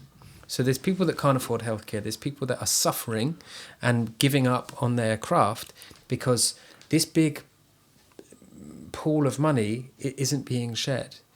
That divide. The structure of payments are wrong. That's what we're talking about. Yeah. So the talent isn't being the problem is that with acting, the minimum role for acting is quite low. Nobody care and think about that actor who is doing small things, starting and have small episodes in here and there. He have to pay his bills, and he have just this small episode, so he have to work and sell coffee. That's happening. That's real life is. We see only the actors who are on the top of the list, do it millions of dollars, or pounds, or whatever, euro, and doing very, very well, going on the red carpets. I'm thinking that's how actors works. That's how acting looks. No. Most of the actors is underpaid. Right. But unless those big actors or the big companies are supporting the actors that are struggling, it's going to negatively affect the industry as a whole, right? You agree? Now we're coming to the other problems. Now think you are actor, and if you are playing in a movie, like for example Tom Cruise, you bring audience. Yeah. Your face make the movie financially going well because you are in. You want to be awarded for that. The movie cost 100 million and they make on you billion. Yeah. You want to have part of it. You cannot take someone from his work. Things about basketball. You have what was his name? Jordan. Jordan was only one.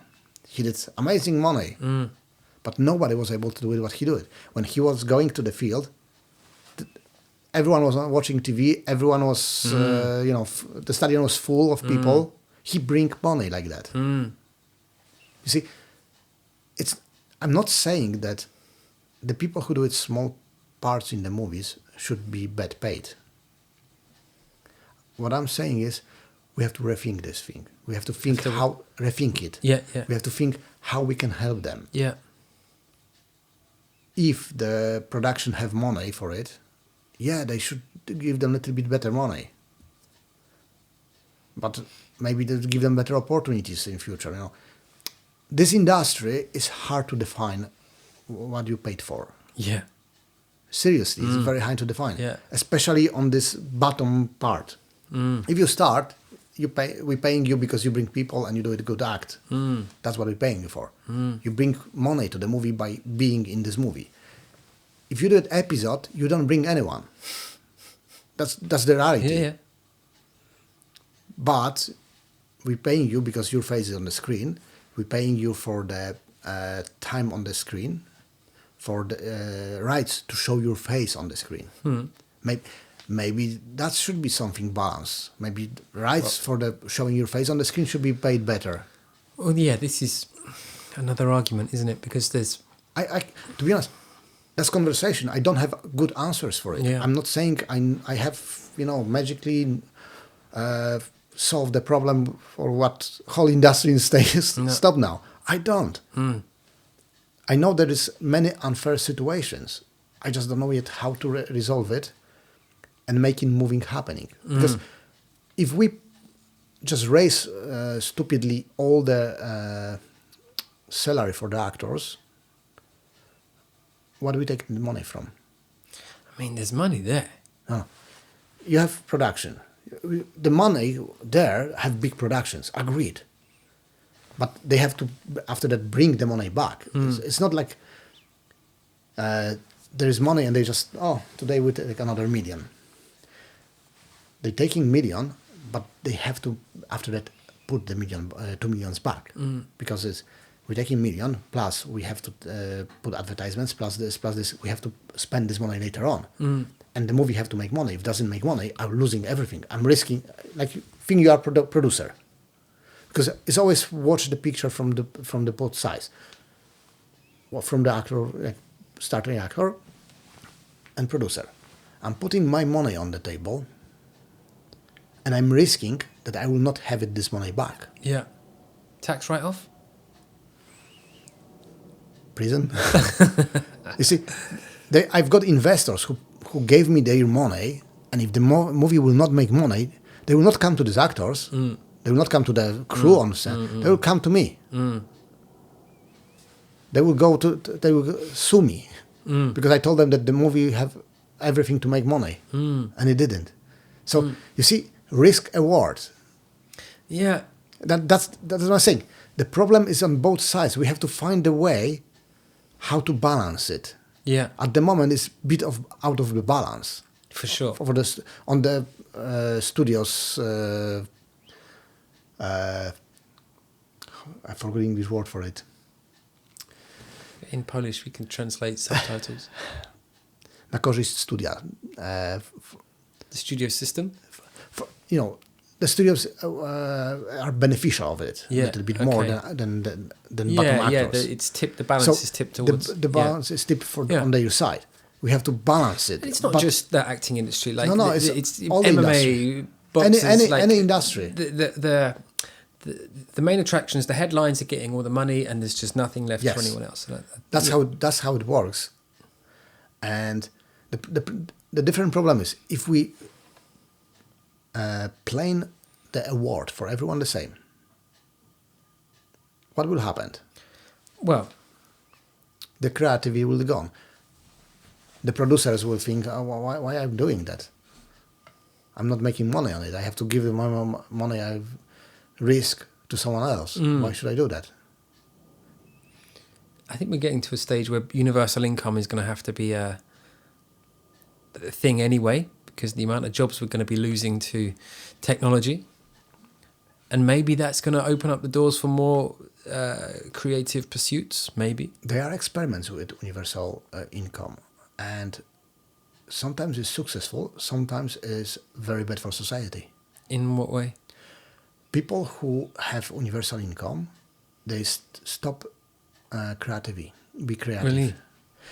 The idea was when you receive universal income, you'll have time to put your effort to do it something else outside of work. But people don't. Some people do that. There is number of people who exactly do it that, and that for them universal income works perfectly. They can be better artists. They can do something else. They can develop themselves as humans, and it's great. Big number of people stop working and doing anything at all. Yeah. Because they have enough money to survive. More than much the more, current system, much really? more, much more. I don't exactly remember the percentage, but it was like 70-30, something like that. Yeah. I don't exactly remember, so don't catch me on that. But that's something we can check later on. Yeah. But that's what's happening with universal income. It kills people creativity because they don't have to think. There's no incentive for them. No reasons. Yeah. Like, if you think about world, think this way. Which places, which part of the world technology hit first? Well, the West, like America, Europe, States. America. Why? Money. The conditions was hard. You think what's the Conditions in Europe, because that's what last years. I'm not saying that China, when they had thousands years ago, they was first, but with the same reasons. Yeah. You had hard conditions. You have to overcome that. So you start to thinking, as a society, Innovation had to be innovation, advanced. everything. If innovation is advancing, your creativity is advancing. If your creativity is advancing, your art is advancing. Michelangelo, Leonardo, Right. all of this happening because of that. We have cold winters, warm summers, and we have to eat during the winter, so we have to figure it out things. In Africa, in part of Africa, but I'm not saying everywhere, and again, I don't want to be fighting with someone who have think a different way. You can have different opinion. I don't care. If you have facts behind it, I say you're right. But in Africa, in many places, you had similar temperature for most of the year, and you have similar accessibility to food, to everything. So you wasn't so urged to push technology forward. Well, No, it's not only in Africa. I'm saying about this around the world in this area. I just saw a YouTube video where blood donations somewhere in Africa are being fired via a catapult, like these drones that are dropping urgent blood donations to hospitals. That is this innovative thing that no one else is doing, and water purification things that are happening that are coming out of certain places in Africa. So yeah, now it's changing because the access to the information, and because these people want to be advanced too. They are humans. They are very smart people there. They see the needs now, so they're thinking for themselves. They start to do the right things. yeah. And And then you've got either people innovating, and they say invention is necessity is the mother of all invention. So you've got a way that people innovate that is out of desperation, yeah, and maybe there is a way that people innovate with incentive. So it's either I have to survive, or the incentive is so big I wish to advance this field. okay. To survive as an independent nation at the moment, you need to invent. You need to go forward. If people in the countries, like some countries in Africa, will not invent, will not put their effort to be better, they will be behind. That's why people are saying there are third countries. The idea is that their economy is worse and we have to help them, but just putting money there, we will not really help them. Give them innovations, teach these kids there how to innovate, how to do things better.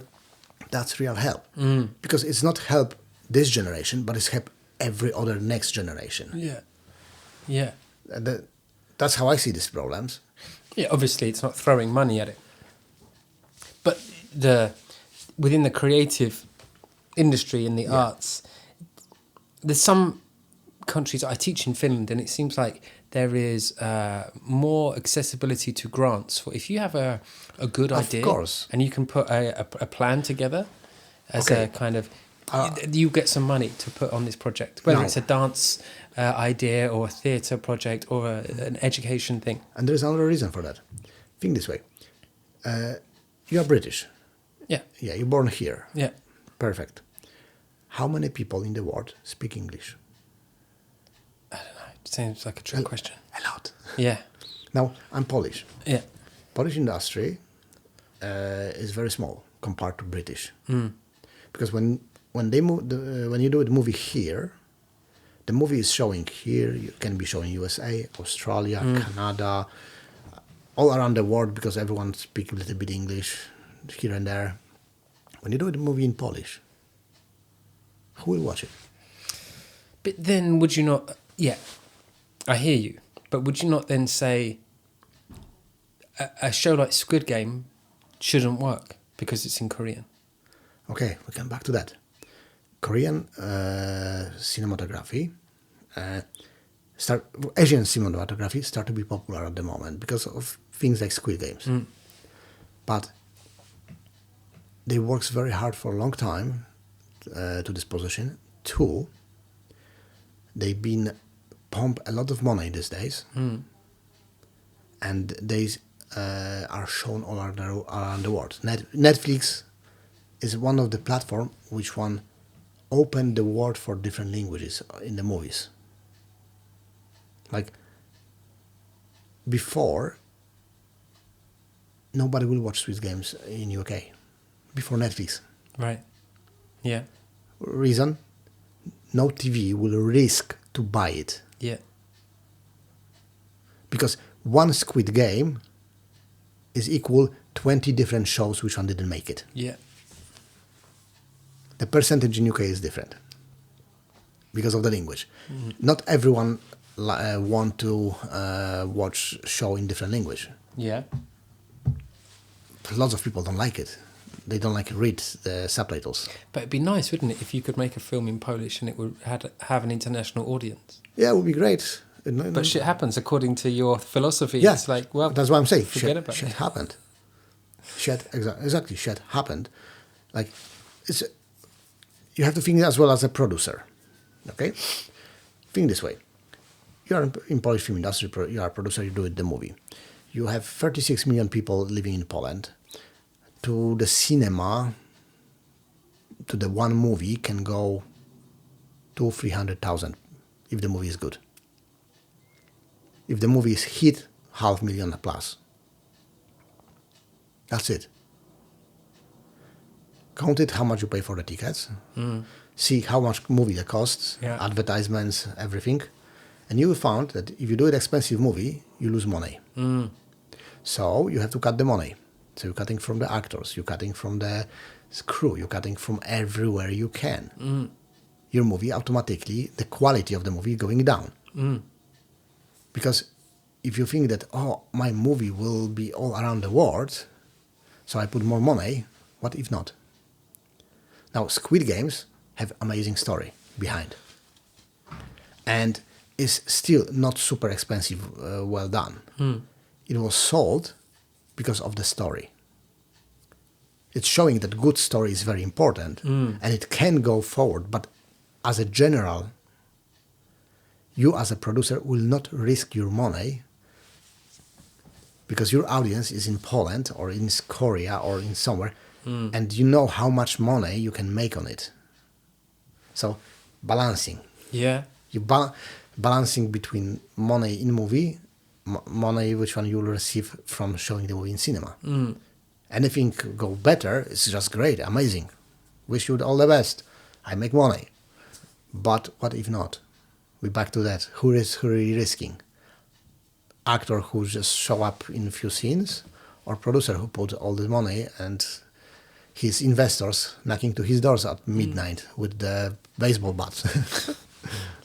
Sounds like I'm little bit overdo it, but sure. I'm just saying about the mechanisms. Because as a director, I saw it both worlds. I saw actors who taking day off or week off to prepare for one scene they will play in the movie because it's their chance, and they believe that if they show the face in this movie, even this scene, and they will be great, they will have more opportunities, and they fucking up work because someone didn't want to give them a day off on this day when it's shooting, so he said, sorry, I'm not working here anymore. Yeah. And it didn't work. And it's happened, and I'm really sorry for it. Cut out. Yeah. On the end movie, they cut out the scene. Yeah. And he's like, what now? I have no work, I have no movie. And even if they not cut out, the movie will be in cinema next year. Yeah. So you have to figure out how to live to the next year and looking for different opportunities. It's not easy life for them. Well, it's becoming impossible, isn't it? That's why it's becoming a job for the people that can only for the people that can afford to do it. Yeah, I know actors like that. I know actors who start acting quite late because they establish their own businesses and they just start to do it actors for fun. Yeah. And they don't have to be paid as an actor because they still have different businesses. And that's good for them, but that's not everyone. That's a really small percentage of them. Yeah. Most of them struggle. And the problem is, if we not find the way to help them, the performances in movies, in the theaters, will go down and down and down. 100%.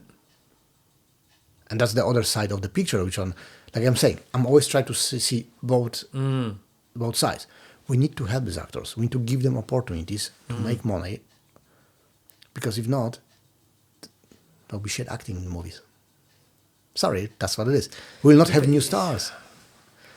Because if they don't act, they don't have really practice. It's not like, the actors, the directors, the musicians, artists that we appreciate, they weren't born that good. They had to have some experience to hone their craft. Of course. Everyone have to take experience. They had to get some opportunities. Yes. And I guess that's what really the actors, writers are striking for now, is like they just want the opportunities. They're not saying, pay me more money. It's like, give me... sorry, I won't kick the chair. No worries. Give me the opportunity to make money. Right. Yeah, but we have to find a way that creating the opportunity for the actors or for writers equal, producers make more money, so they want to make these opportunities. You see, that's the problem. Which comes first? Do you know what I mean? It's at some point it's like, oh, we'll wait until these small projects are making enough money to be funded, or we fund these projects so that they're good enough to be seen. See, that's the hard part of the question. I don't have the answer. I think that, you see, when last time did you go to the cinema to watch short? To a short film? Yeah. Never. Yeah. Thank you very much for the answer. I mean, that's why cinemas don't show them. Yeah. Festivals, yeah. Yes, but even in festivals, how many shorts do you watch? A few in a row and go. Yeah, maybe 3, 4. You see, that's why shorts don't make money. But they're a good calling card for the directors once they're, a lot of great directors started making shorts. Everyone started. Every single director started for making shorts. I don't know single name which one didn't do it short in some part of his life, me included. Because that's how you learn the craft. Your point being? I'm saying they will never put lots of money to do it shorts. They will never found the shorts. Some of the shorts are found because of some reasons, but it's very small percentage. Yeah. You see, the world never will be fair to everyone, and I don't have a clue how to make it, good for everyone. Never, just didn't happen. Since humans exist. Yeah, I guess. Yeah, there's a. And trying to keep it relevant to what's happening now. It's clear that there's a point where things just being fair or not fair meet blatant disrespect for some people's work. When there's writers that are struggling. Being disrespect, that's a different thing. That's being asshole. Right. That's something else. And if you look at some of the figures of what studios are being paid versus what some of the creatives are being paid, you could say that's disrespectful. I would like to see the figures. Yeah. They are projects, and everyone is showing them as examples, when on one particular project, studio do it lots of money. They exist. But on one project which can do it so great in cinema and later on streamings and make a lot of money, is 20 different projects which can do it bad. And studio lose money on that. Yeah. With paying people. And this money coming from this great project which can make money before. Nobody's saying that they didn't make this amount of money, but nobody's saying, yeah, but half of this money we have to put to the other projects which are lost money. See, that works this way as well. To the moment when I know some guys, small producers in UK, who when they looking for investor to the movie, they don't looking for investor for one movie. You're saying, we do it 3 movies. You invest in all 3 of them. Some of them lose money, some of them make money, but in general, you have bigger chance to make money on it as an investor. Makes sense.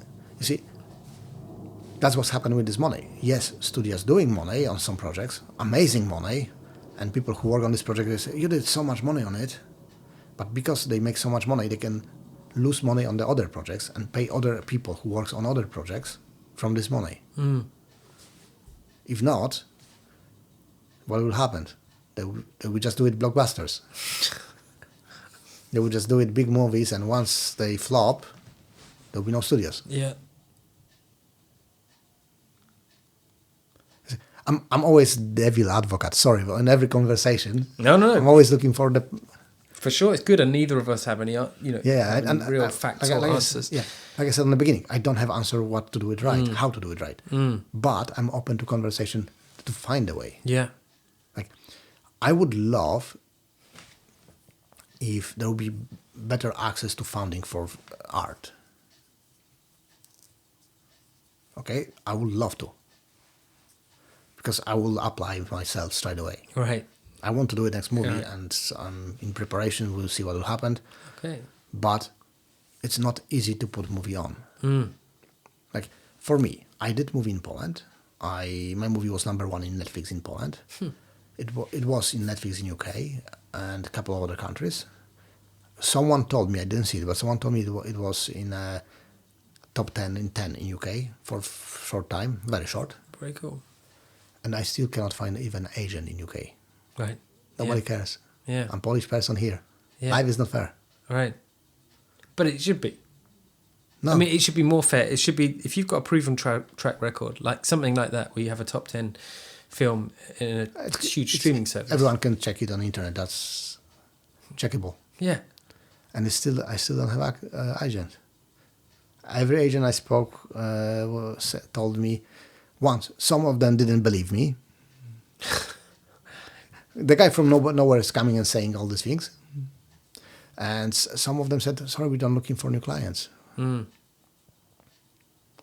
Or some of them never answer. You see, and I'm not bitching because of that and saying, oh, I should have more opportunities. I'm just saying, I will keep going. I will keep trying.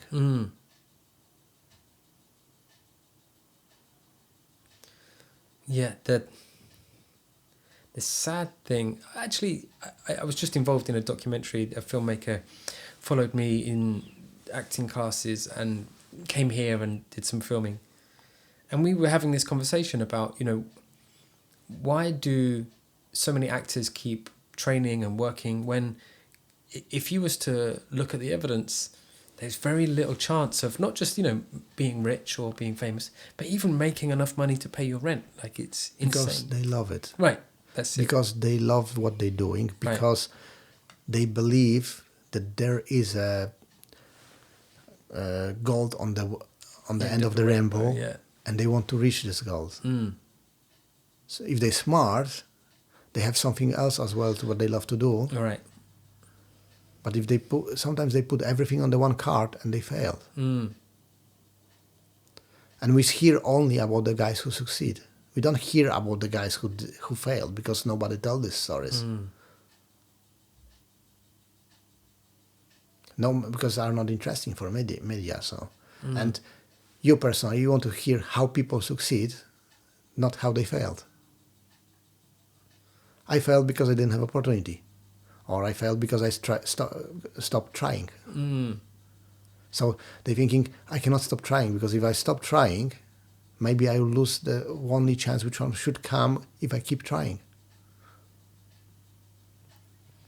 Wow. You see, arts and including film industry, it's hard to define what you have to do to be on the solid level of financial stability. So, thank you.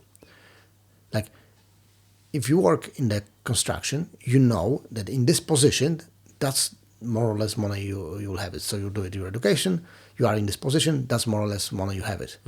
With acting, you don't have that. Because there is no levels.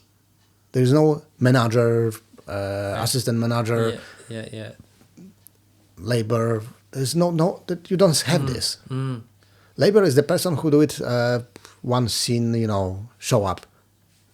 But next movie, this person have a whole scene. Next movie have something bigger, and then nothing for a long time. So he's doing again, some episodes. So there is no levels. You are this level of the work. You will be this money. That don't exist. Because you cannot define in acting. You are now actor manager. Or Right. You've reached this level. You reach the level 3, and now that's your minimum payment. There's nothing like that. I had an idea that we would fix a lot of problems if you had to pay for things in percentages. There was nothing that would cost a set amount. It was just a percentage. If you want tickets to go back to Poland, it's a percentage of the money you have and earn. If you want to go and have your hair cut, it's a percentage of the money you have or earn. Okay, and now I'm a barber. I will not barber you because your percentage you pay me is 20 times less than this guy there. I will ask this guy to come here. But then to do that, you have to create your business so that only the best and richest, because you are the most talented barber, so the higher class people come to your service. And so you haven't got time to cut the other people's hair because you're cutting the rich people's hair. You see, why it will not work, in my opinion, is because people who have the most amount of money will say, fuck it, no. Why I have to pay for the higher cut 20,000 times more than this guy there? Because you earn 20 times more. So why he's not earning 20 times more? Well, that's up to him. That's so sorry, I'm not gonna pay that. If you want to cut me, that's the money I'm paying. You see? But the service. So obviously, if it's a bit like if you want tickets for the Wimbledon final, that should be more expensive than having your haircut. So it's a bigger percentage of what you earn. But then you go to the Wimbledon final, and you are, it's not just you and your rich friends. It's the people that are prepared to pay that percentage of their finances to be there. Yeah, it's beautiful, and it never works. Well, in my new world, it will.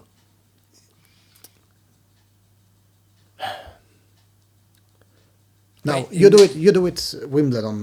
You are the person in charge of the Wimbledon. Yeah. And people paying 5% of their income to be there. Okay. And you have full stadium of people whose 5% is not enough to pay for the light to create the stadium, to put things on. Okay. It's true. And you become bankrupt straight away. Yeah. So you see, your price of the tickets mirroring the cost of the event, the cost of the staff. So it has to be a set amount. Plus some income. So then maybe... And you make money from the rights for TV. Right, exactly. Well, there's this. So maybe 20% of all tickets for Wimbledon, and we're going to keep going with this example, goes to the highest bidder. Okay, that's something. Right? That makes up for all of the people, the 5% that are just a lot less. Yeah. Then you've got the elites that can afford to pay, I'll just pay more than the next guy. If they want to go to the Wimbledon. Right. That's something, but how it works for the barber. I will cut the higher bidder. Yeah. You see, well, it has to be across the chain, doesn't it? So that if the barber doesn't make enough money, they don't pay the full amount of rent, and the landlord doesn't pay the full amount of tax, and it has to be universal. It's not easy. There's no easy way. Any easy way is wrong way. And there'll be loopholes. And there will be the problems. Like, so everyone is saying about socialists and how, every receive some money is so great and how beautifully it works. But I used to live in a communist country. It didn't work. You can see how it works in other communist countries. It didn't work at all. Right. You know where's the problem? In humans. You can, once, by giving everyone the same, you're killing the creativity of the people who are on the top. They're just going down. People who are going down, they don't care because they will still have the same. See, that's the first things which one happening. Second thing which one is happening, people start to looking for the loopholes, how to make something more than others, and in the cost of others. And the best if I don't have to do anything, but still have it. And that's what's happening with the politics, that they start to thinking, okay, if I will be high in management, politics or whatever, I will be able to be outside of the system they have and have more. Yeah. That's what's happening in communist parties with politicians. They're thinking that if everyone have the same, but if I will go out of that and I will be the managing them, they will not be able to complain. By the same rules. Yeah. I don't want to be played in these rules because nobody wants these rules on the end, deep in the heart. They want them till they are in this environment. Yeah. Why people running away from countries like that? Because they didn't work. What's happening to China? Right. They become a communistic country. They fucked up, and they change it to totalitarianism and slightly open for businesses. They works like big, huge mafia kind of thing. So there's no easy answers for anything like that. Shit happened, like I said. It's true. It's true, and I don't think we're going to figure it out. You know what is beautiful in UK and USA? That we have chance to talk about that. We have a chance to do things. Even though life is not fair, you still have more opportunities here than there. Sure. You have more opportunities here than in other places in the world. But the reality is, you have the most opportunities is the Western countries. The most fair are Western culture for people, for average person. I'm not saying it's great for everyone the same, no, but it's better than in other places. If other people want to help humanity, they should check them and help them. Good luck. The takeaway here is that people are greedy. Oh, of course. Since the beginning. People are greedy. Most of them. Not everyone, but most of people is greedy. Till some level, yes. Right. Everyone. I want to have better phone. I want to have some better laptop. I want to have better microphone for my podcast. That's kind of small greedy things I'm urging myself. I want to do a better movie. I want to have better crew. I want to have more money for my movie. See? That's how we push what is happening. Be part of the greedy and want to figure it out things and want to push technology is the part who we are and the part why we're going forward. Like, one of the things we should push technology and humanity is greed. But greed can be positive and can be negative. Negative greed is, I want everything for myself and fuck everyone else.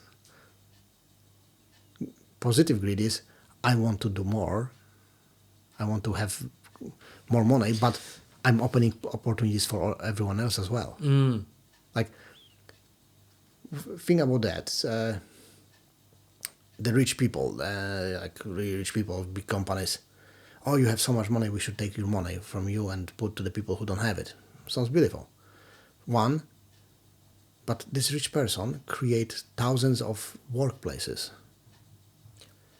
Not always they are exactly well paid, but there are some places people can make money.